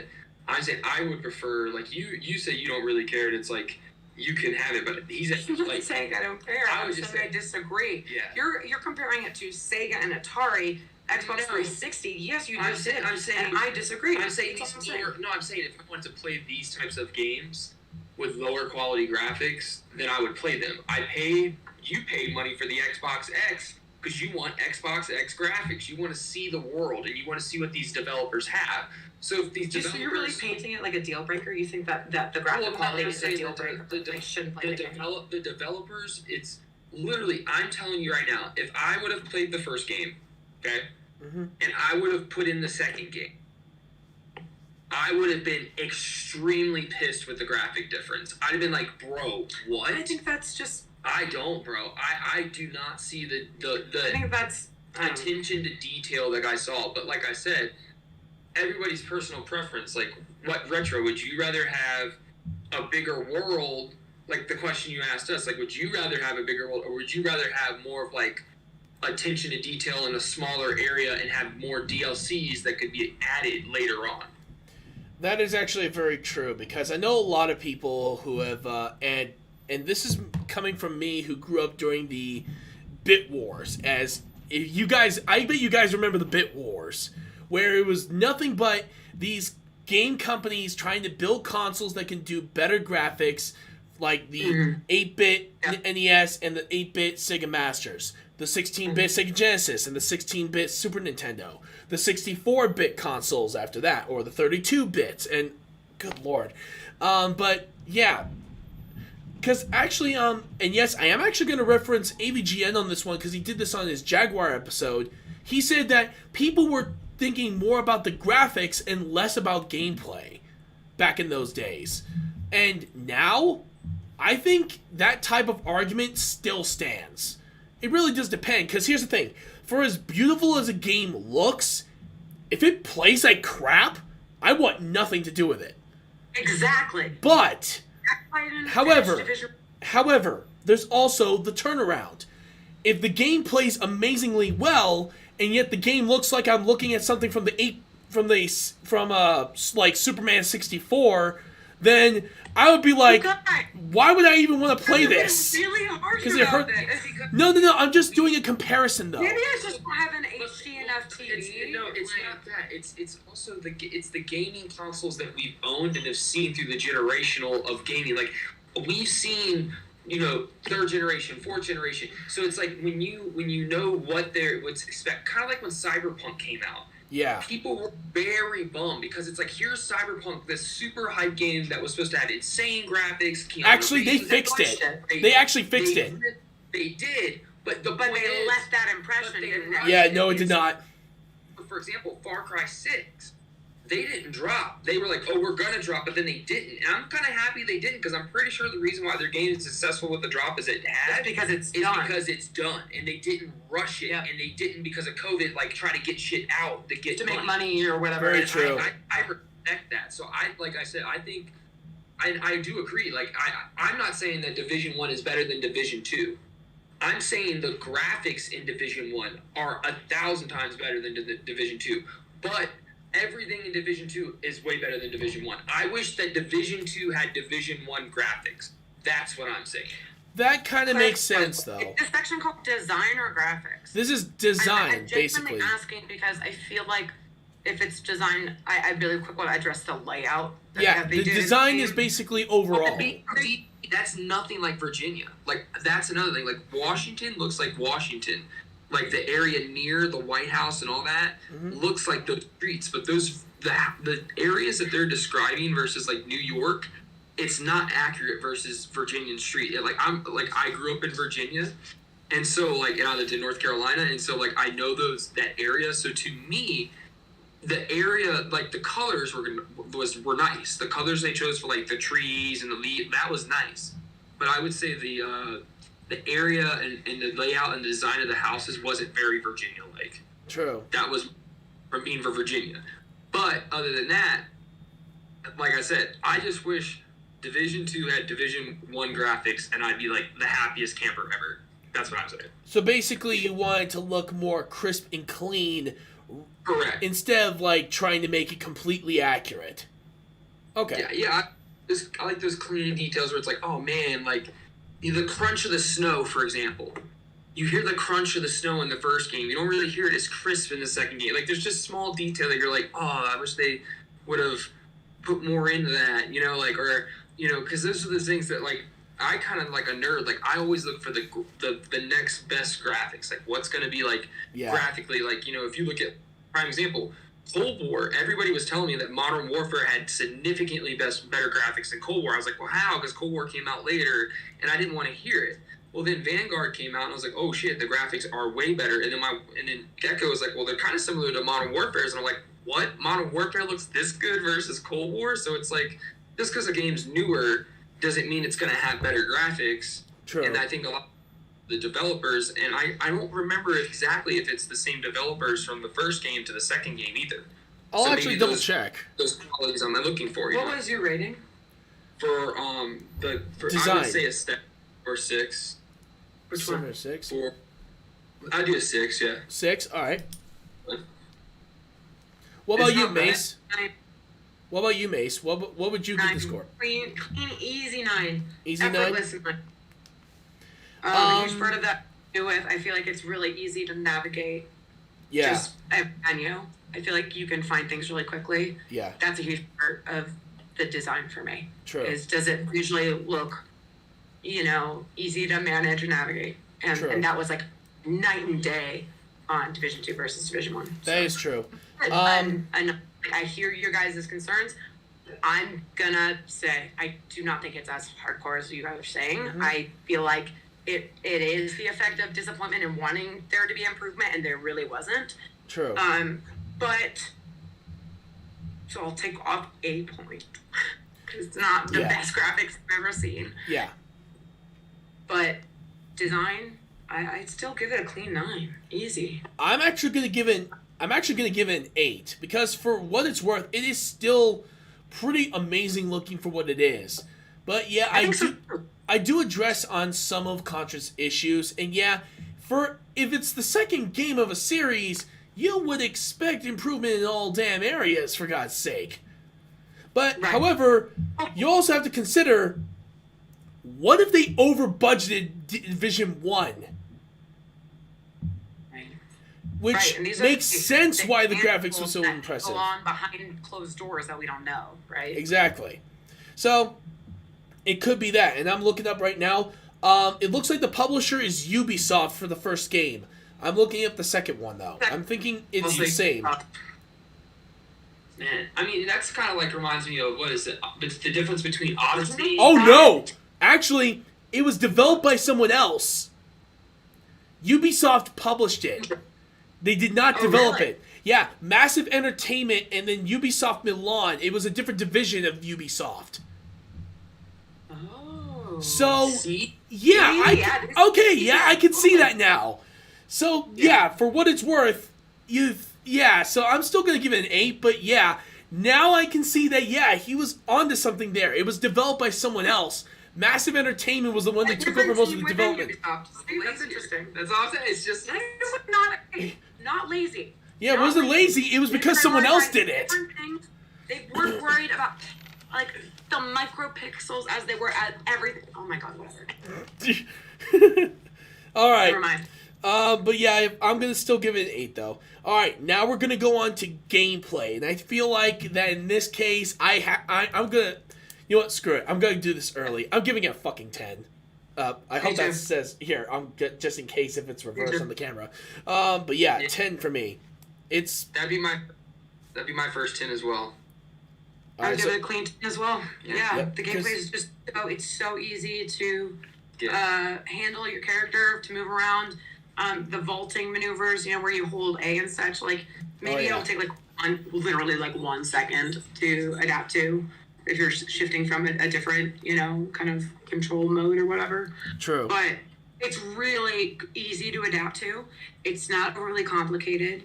I feel like the impact of your weapons, how much you soup them up, it's all relative.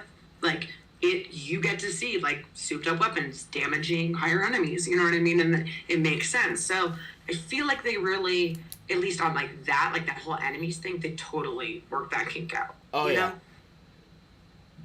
Honestly, the amazing gameplay is, and here's the thing, guys. These two got me into Tom Clancy's Division 2 for a good damn reason. Because the gameplay itself is amazing. It is Incredible. one of those games where I thought, okay, this third-person shooter squad battle system, I feel like it's going to be just like the first one. It's going to be overly complicated. Wait, am I able to take these guys out? I can actually beat them? Holy hell! It doesn't feel like I'm facing down a dude with riot gear. Stuff. They Yeah, actually exactly. work. Your skills help. Yeah, your skills are So actually do useful. civilian help, or not civilian. What are they called? It's like local, like control points that are like your allies or whatever. You can call them, and they'll actually provide you That's cool. Yeah. miraculous what you would want in a robot. Yeah. You know? Not to mention the user interface is so much easier to manage. Mm-hmm. And it's not a pause feature, but heck, you're basically in real time. I think you have to expect that from these types of games at this point. So, but still, the user interface is so much easier to use. The gameplay is so much smoother. The controls are much easier to use than they ever were in the original game. And to top it all off, a lot of the game mechanics they added, I believe, set the standard for this series if they continue to make new ones. So please, seriously, Ubisoft or Massive Entertainment or whoever is making the next game, please keep these mechanics in mind. Because Thank good you for lord, raising the bar. Please keep it that way. yeah, right? seriously, keep the mechanics the way they are. If you want to change the story or get more prominent characters in the story or whatever, I'm fine with that. But don't change the mechanics of the Coming game. from someone who finished storyline on plot 2, keep doing what you're doing. Give us more twists. I'm eating them up. I love them. Damn I straight. love them. All right, now it is time for us to take a look at our scores. All right, Mace, your original score was 45. Your new score is 42. Close. Close, but you definitely were a little bit more. You were definitely getting a little bit more critical on some of those areas in this case, so makes sense. Try to be balanced, you know. Yeah. Then we have Contra. Contra, your original score was 40. Your new score is 34. Again, not too much of a drop, but it still means that you think of it as a good game. A good game you would recommend. And for me, mine went from 43 to 38. So yeah, all three of our scores dropped, but not as much as the other one. I'm the one person who has stayed consistent and will stand by and say the Division 2 is an excellent fucking game, and you should get it. Damn straight, because here's the thing. That's how I feel. Yeah, because for Mace, for Division 2, you were only off by 3. But in Division 1, you were off by 11. Yeah, I was trying to be more generous, and it ended up being just wildly inaccurate. Oh, yeah. I know. I'm with you on that one. Contra, your original gap for the second game was only from 40 to 34, so it's only a 6-point gap. But when it comes down to the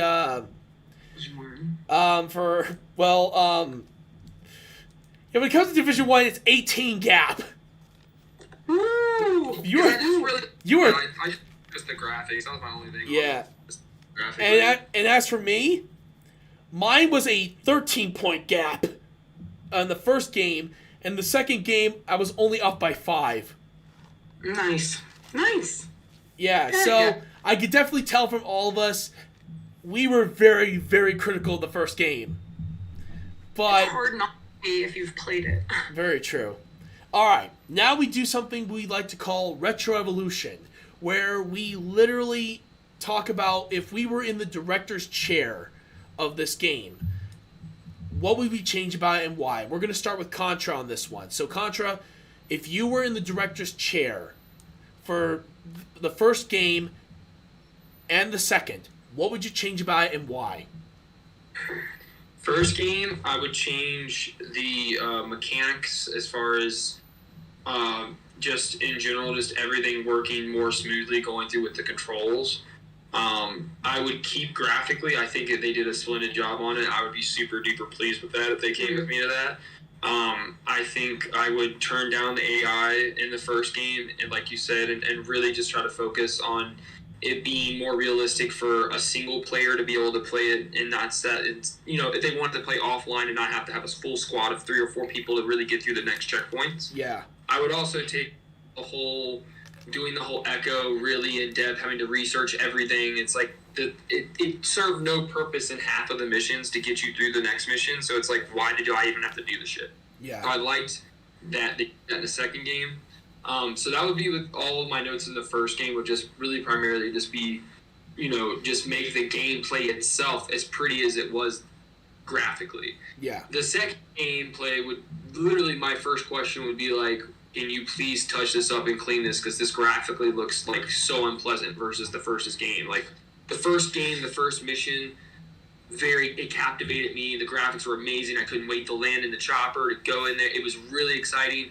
Second game, very anticlimactic entry. It's not as where I would see graphically as like where I want it to be. But when I played the game, I'd say engineering wise and the way they held all their stuff together, it did really, really, really well. So like you said, everybody loves the gameplay on 2. So I would literally just exactly say what I said. I would take the graphics from 1 and put them on 2, and 2 would be almost a flawless game for me. It would be a very hard game to top because the graphics would be so stunning. The game would have taken more time to be developed. Everybody would have been, like just in general, it would be a way cooler world. I feel like if that was the case, All right. and you could develop more. I would also make the landscape of Virginia look more landscape of Virginia. All right. You know what I'm saying? It's not a grid like that. Yeah. There you All go. right, Mace, your turn. What would you change about Division 1 and 2, and why? The Division 1, I definitely would have. I feel like it lost momentum really quickly. Like he said, the opener was really cool, really captivating, right? And then you immediately lose momentum the second you try to, get to a base of operations. Mm-hmm. So I would really clean up the pacing, I think, of the storyline. And the layout. I think a lot of it was really unmanageable. They tried to make it super customizable, but they made it very confusing. Mm-hmm. And obviously, hindsight's 2020. It's hard not to be just take your mechanics and your layout from 2 and slap it on 1. But it's seriously when I just breaking it down to the weapon layout. That's one of my main complaints about Division 1. I think I could have played Division 1 if the layout of souping up your weapons was more manageable. Makes sense. Division 2, it's actually weird. It's something I didn't bring up at all, so it's interesting you ask. No worries. There's the Dark Zone. It's mostly an online thing, right? Mm-hmm. Or either people go on with their clans or go alone. And what I found while I'm literally trying to pick up intel or do something really innocuous, non-threatening, right, is the dudes will kill you with one shot just to try to take your equipment even if you don't have any. You know what I mean? And they'll do it over and over again even if you never have equipment. Yeah. So the etiquette of the online community is super obnoxious, and I wouldn't have necessarily put 3 Dark Zone sections and done that whole thing where they have league play, which is more a tournament style thing, where people that makes more sense to me. Yeah. That's just my personal opinion. So I honestly would have tanked that, and I would have focused more on graphics. Or just so this you can already interact with your friends online. If you want to go fuck shit up, great, team up. But I don't know. I think the second we're all secret agents looking out for only ourselves and killing each other, you really quickly lose the message, the of this story, the theme of Tom Clancy games. It's teamwork. It's not only teamwork. It's working towards something greater than yourself.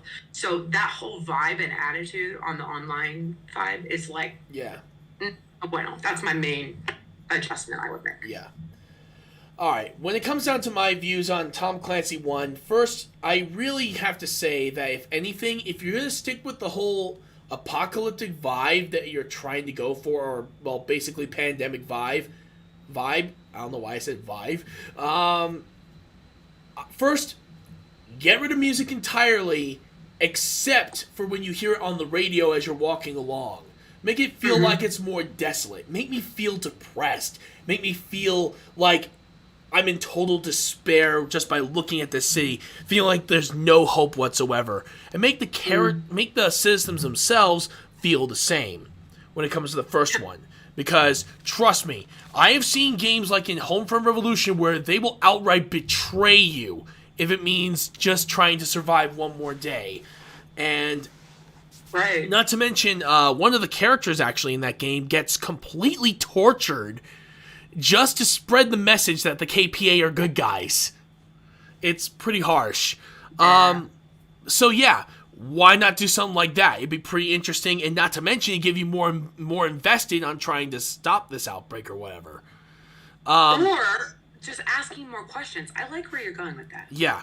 When it comes down to the characters, it would be pretty interesting if your character was voice acted, or like you could choose his voice, and you could talk to the people there, and reassure them, or let them know the situation, or ask for information. Actually, that's kind of what they did with Fallout 4. They gave the main character a voice actor for it. Assassin's Creed Valhalla, for sure. Yeah, and with Fallout 4, crazy thing is, guy I think voices him is the same guy who voices the main character in BioShock Infinite. Strange enough. When it comes down to it, I think it would definitely feel like you're actually watching a story happen. Mm-hmm. When it comes to gameplay wise, I wish the interface was better. I wish the AI were so damn stupidly hard. Other than that, though, graphics are perfect in my opinion. It does really well with the design. I have to say, I gotta give that one. I'm just not gonna change anything of that. For Division 2, however, first of all, I wish the story was a little bit better. Sure, you're coming off the heels of a game that didn't necessarily have the most exciting story, but come on, you can at least try to up your game for the second one. It's still a good story, don't get me wrong. Dude, you have two supervillains that drop their masks, and you are going to eat your words. That is true. I will have to play the rest of the game to find out, but you get what I mean, though. Honestly, for how the story is so far when you first start out, it seems a little boring. And then, I haven't played the second half yet. I'm excited to try it out now that I'm hearing it from these guys, so there is hope. When it comes down to, again, same thing, I go with the first game, but luckily enough, the characters are well voice acted in this one, so I have to admit, I'm willing to give it a little bit more leniency with 2. Music, same complaint as before. Keep it quiet, and then, of course, have music in the background, like in the radios or something. Graphic-wise, yeah, I'm with Contra. Take the graphics from the first game. Make sure to keep that type of level of quality when it comes to it, but keep the large areas. Don't change anything about those. Just make them a little bit more realistic in a way, so you feel like you're actually there. And when it comes down to gameplay, don't change anything at all. It's freaking perfect in my personal opinion. It is, in my personal opinion, one of the best third-person shooters I've played in years. And this is even including Gears of War. I know a lot of people are going to absolutely give me flack for it. But, yes. No, I think I agree with you, man. I mean, I'm a big Gears of War fan. I love Gears. But Gears set introductory as far as like running and holding A to go to cover, and I get that. But I still say the mechanics are much smoother in Division 2 than even in Gears 5 and Gears 4, the more popular versions. Gears 1 and 2 are my favorite games, some of my favorite Xbox 360 games of all time. But you got to think, man, just look at how much smoother it is when you want to pop around or blind fire, just like it's just everything is more accurate. The game has a lot more detail. So I agree with you, man. It's probably for me. Yeah, I wouldn't disagree with that at all. Even as a Gears of War lover, I would say. The only reason I have it tied with something else, and I would hesitate to call it a third-person shooter, but you do have guns, and it is third-person. The remaster of Resident Evil 2 is probably my all-time favorite. Yeah. When it comes to like loot 'em shit third-person shooter, but that was remastered. So if we're talking about OG versions, I'm gonna have to give Tom Clancy just a teensy leg up. Yeah. When it comes down to Mace, you gave me an idea. Like, if they did for the third game, wouldn't it be awesome if you actually and this is only if they decide to make a third game. Why not create still keep the clan system? However, this time, those clans go to war against other players. You earn territory. And you actually have to get through. You actually have to earn territory as you go along. It would make sense in that structure. And they did it on Vanguard. They did clans on Vanguard. It's working really effectively. It's really cool. Yeah, so it's very possible that it can work. I agree, Retro. All right. But speaking Retro, you got to join our clan on Vanguard, man. I'm going to as soon as this as soon as this episode's over. Actually, here's the cool thing. You guys got questions today. So some people online have asked me questions that they want me to ask you guys. So if you guys are ready, we have 3 questions for each of you, and they're all very interesting questions in this case. A couple of them I think are, again, very much you both could easily answer, but there are a few that were more like what your personal opinions are and everything. All right. First question. This one is from Mace. If you hold on, let me just grab my sheet here. There we go.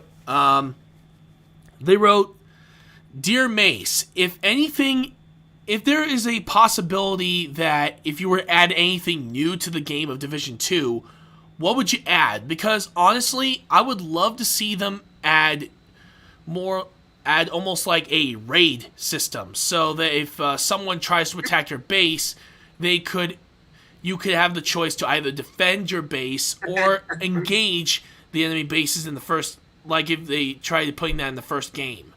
I think it would have made it a lot easier." Yeah.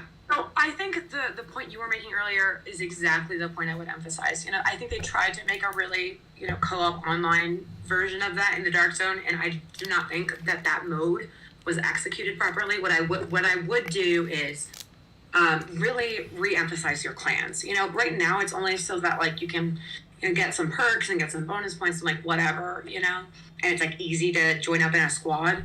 But otherwise there's no real motivation to join a clan. So I think the way you would rework the online co-op kind of environment is by putting that emphasis on the clans, is by saying, hey, we're gonna put double down on this kind of team energy, right? And that's going to help you in your campaign or in your control points or whatever, help maintain your stance. You know what I mean? Yeah. I like that idea quite a bit. So it's not, I wouldn't call it my idea. That's very inspired by what you were saying. But that's what I would have to say about that. Nice. All right, Contra, this one's for you. Dear Contrahband, big fan of your music.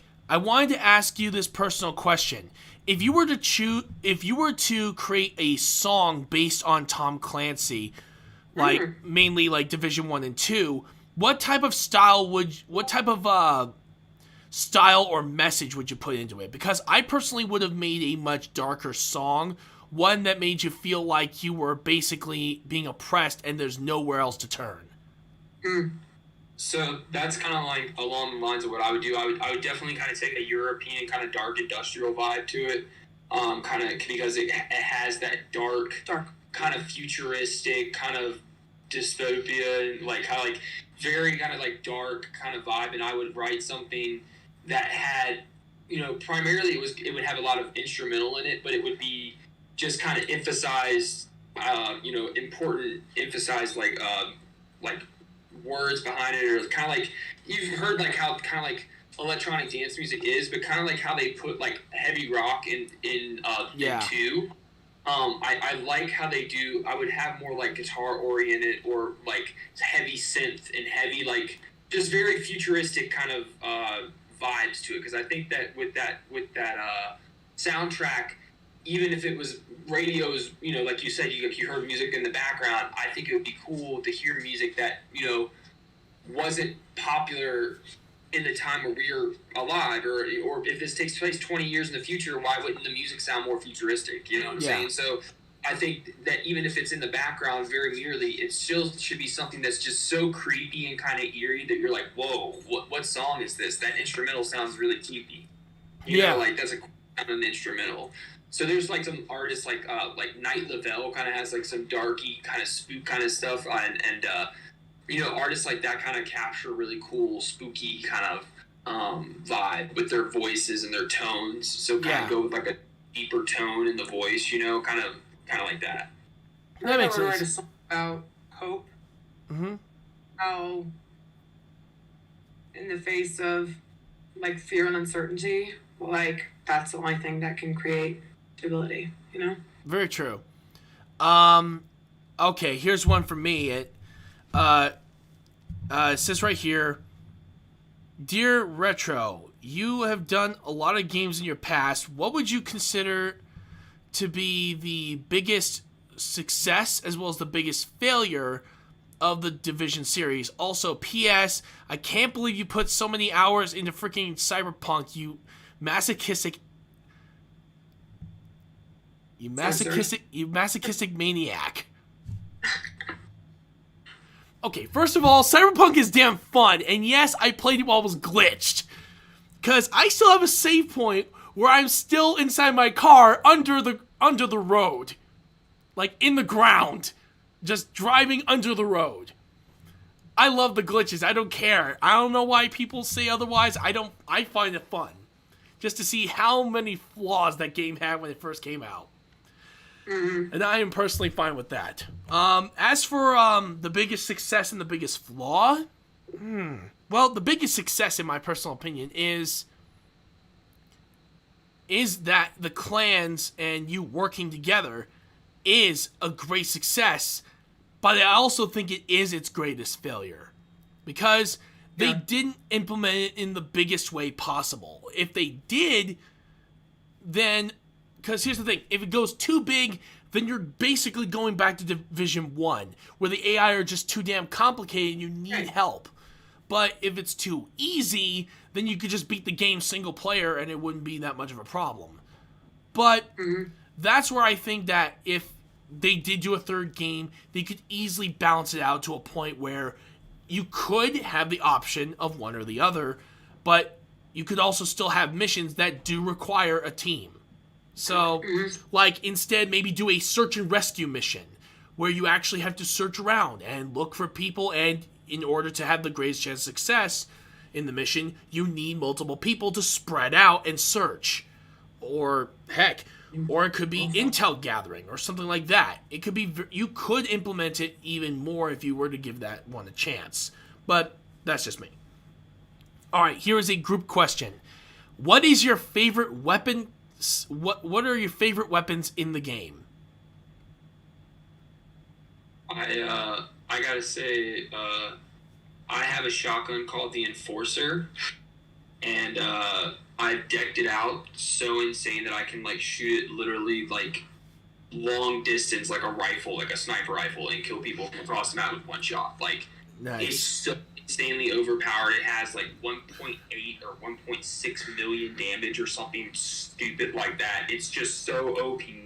It has 8 rounds or 6 rounds, it has a big clip, very fast reload time, good grip, super accurate. That would be my favorite gun in the game, is the Enforcer. Next to the pistol that you unlock at the very end, that's like a... The Disseros. Yeah. I like that pistol a lot. I'll run around that, and that's almost as strong as an assault rifle. Wow. That's a good point. What about you, Mace? So my favorite gun's super, it's easy. So I have a hunting rifle, which is, it's fine. I use it for long distance, but I almost don't have to a lot of the time. I have a shotgun called the Scorpion. It's one of the exotic weapons that you can get from an exotic weapon cache. So that being said, you can only get it when you beat the game in Prestige. So it's really OP. It's basically the first bullet, it's shock. Then the second bullet is toxic. And then the fourth bullet, you're on fire. And do you know what I mean? So yeah. Worse and worse and worse. And not only that, it basically has the range of a mid-range gun. Damn. Not only, it also stuns the people so they can't advance, like, as rapid fire. Yeah. So it's OP. If you guys like shotguns and you beat the game, keep opening those exotic caches.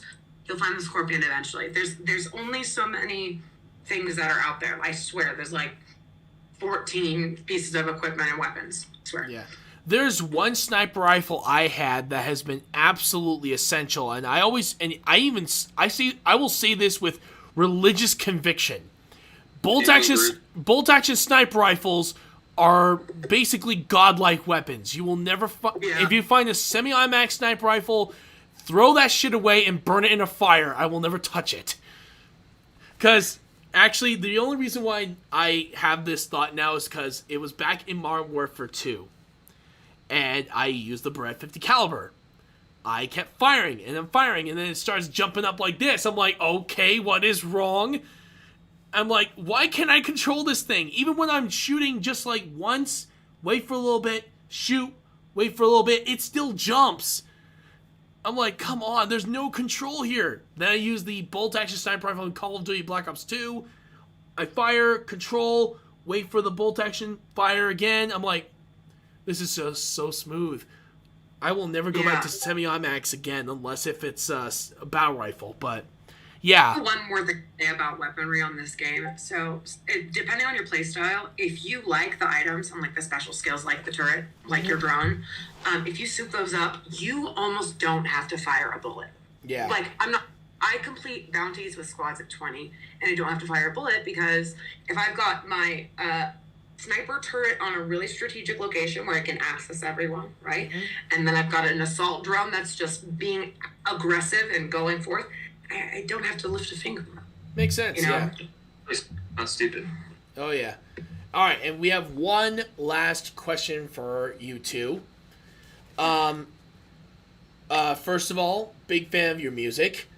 They asked, what, if anything, if you were going to be given a chance to choose any weapon from any franchise you know of to put into this game, and it was one weapon in particular, what would you love to put into it?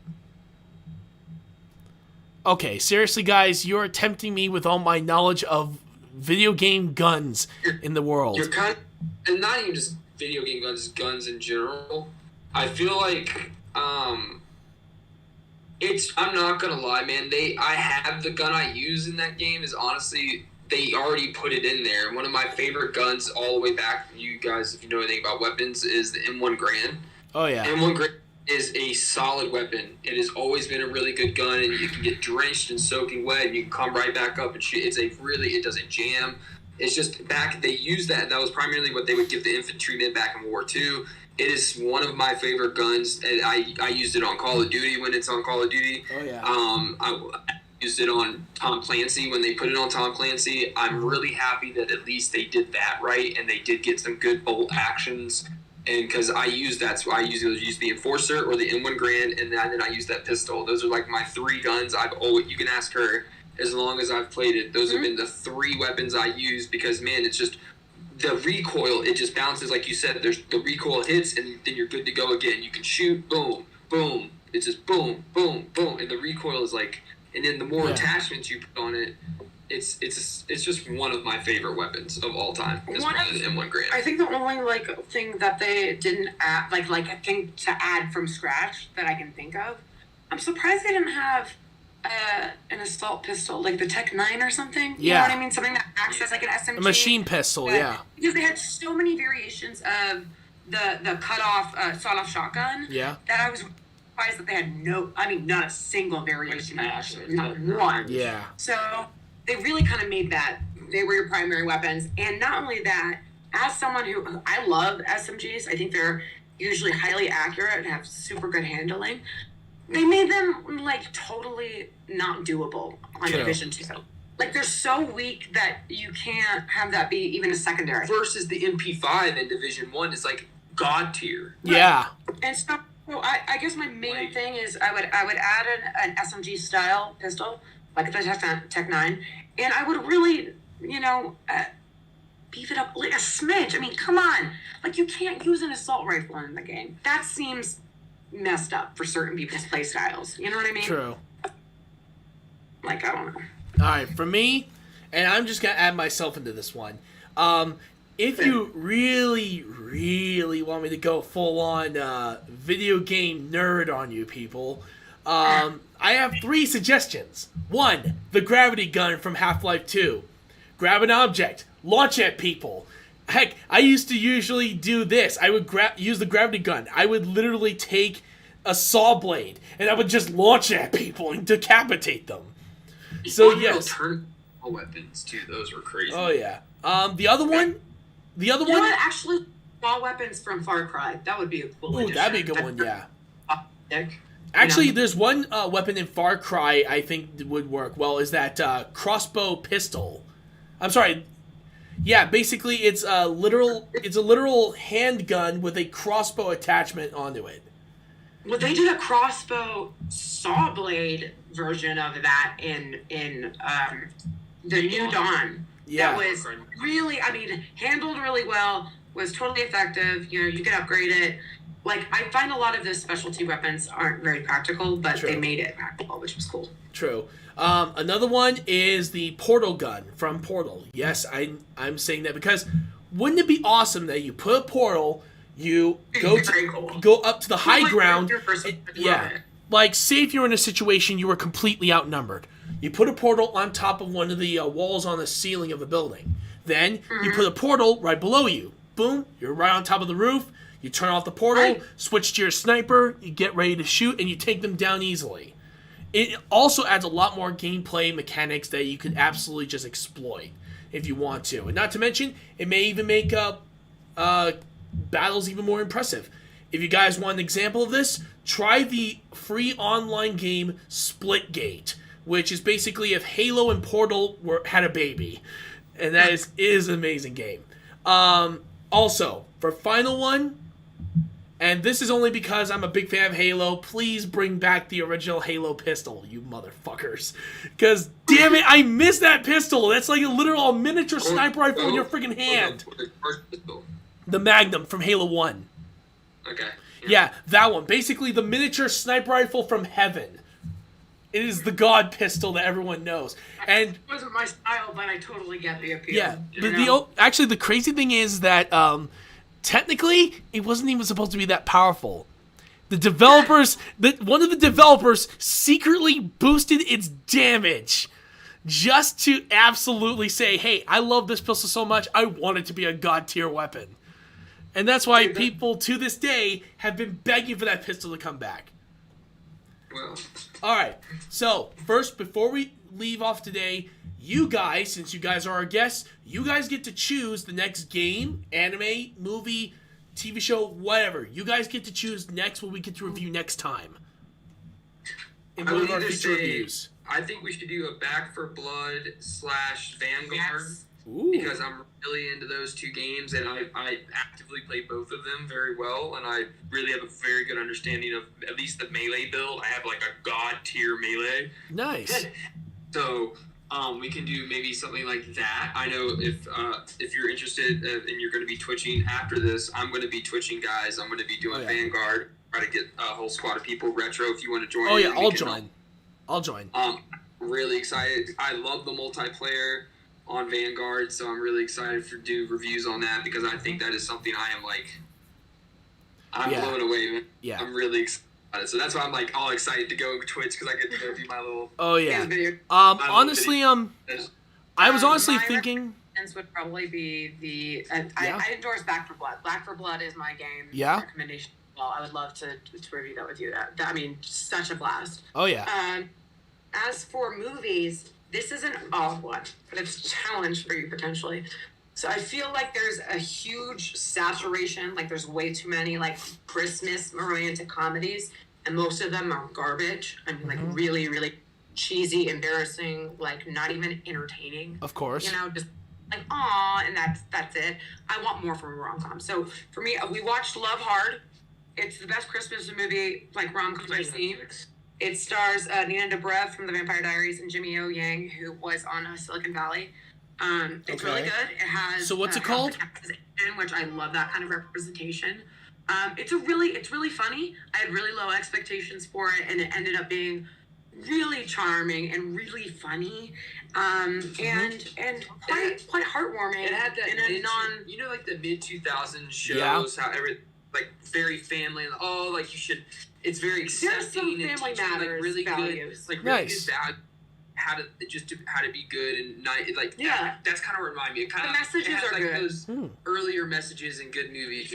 Being overly like hits you over the head Which with is- wholesomeness. Well, You know. that's kind of what I promote in my music now, because I do, Amends, the track that I dropped, and I'm going to be dropping more pop rap, so a lot of my new stuff is very optimistic, so I'm trying to, really play on the optimistic. You got to be optimistic. So I think that's a cool movie. It's really optimistic. All right. So what's the movie called? Love Hard. All right, It's so on Love streaming on Netflix right now. Hard. Just drop. Got it. For noon. All right, I have it right now. All right, so I have it saved. Actually, When you're looking for something a little light and mushy, that's your choice. Like, All right. It's Christmas. Movie. It's good. True. It's the coming up. I thought it'd be a nice review. Makes sense. When it comes down to Back for Blood, if I was gonna do a review on that one, I want to do that one plus Left 4 Dead. Okay. Because honestly, you would think about it, it's almost like the spiritual successor to the Left 4 Dead series. It is. No, Totally. it is. Oh, they confirmed it. Oh, it's Yeah, 100% it is. confirmed. Oh, okay, good. All right, so yeah, That's Spiritual and literal. yeah, Nice. So, and the only downside is too, you can't play the Left 4 Dead games on Xbox Store. They don't let you buy them. yeah, that makes sense. And Yeah, and of try course, mine. Snow and Gecko would like to join, but he also thinks that reviewing it too early, the Call of Duty Vanguard game too early, would kind of make sense because it just came out recently. So, how about this? We'll save that one for our January review. Which one? B for Bleed? No, it's Call of Duty Vanguard. Back for Blood and Left 4 Dead. How about we do that next week? If you guys are available, of course. Let's double check and we'll get back to you. Either Of course. next week or the how's that? Sounds great. Yeah. All right. Anyway, guys, I want to thank you all so much for joining me. I want to thank Contra and freaking MaceOnFire. You two are awesome. Glad you guys You're came awesome. onto the show. And seriously, guys, check these guys out. These guys do amazing content from music and to gameplay. It's freaking awesome having these guys here. Tomorrow, of course, we have Roblox still happening. And instead of Smash Bros, I'll be joining these guys on their stream for some awesome Call of Duty Vanguard stuff. I think it'd be pretty awesome. Also, Monday, D&D is happening. We have the entire crew coming in. And I have a bit of a... And I was supposed to do this during Halloween, but I'm going to do this for you guys. I'm going to be doing a murder mystery for you all. So we're I love it. So we're going to be making up for last Monday, and we're going to do a full-on Halloween murder mystery where I'm going to put these guys to the ultimate test and see if they can compete with some of the best detectives in the world. I think it'd be pretty interesting. And not to mention, it's going to have plenty of twists and turns. I think you guys are going to love it. Tuesday, of course, we have Mutant Football League. Backyard Football. That's what I meant to say. We're taking a break from the Mutant Football League for a little bit, especially since I was playing that consistently throughout the month of Halloween, which makes sense. And of course, I will update the schedule on Wednesday. So, do you guys have any final words to say before we sign off? So glad you had us. Thanks so much, Mr. Retro. I'm really glad I could be here, and can't wait to do our next review with you. Oh, yeah. Oh, yeah. If you guys could, check me out on YouTube. I'm going to be dropping new music. And also, I'm about to be put at Twitch, so if you guys want, you can tune in. Retro, hopefully, will be on there, and we'll be kind of having fun with Vanguard and just playing all the different types of modes. And thank you again for having me on, like usual. I'm excited to be on next time, and yeah, see you then. And if you like a mobile RPG, try Game of Sultans. It's really fun. All right. All right, then, everyone. Until then, I hope you all have an amazing day. I will see you all next time. This is Mr. RetroActive signing out. Have a great day, everybody.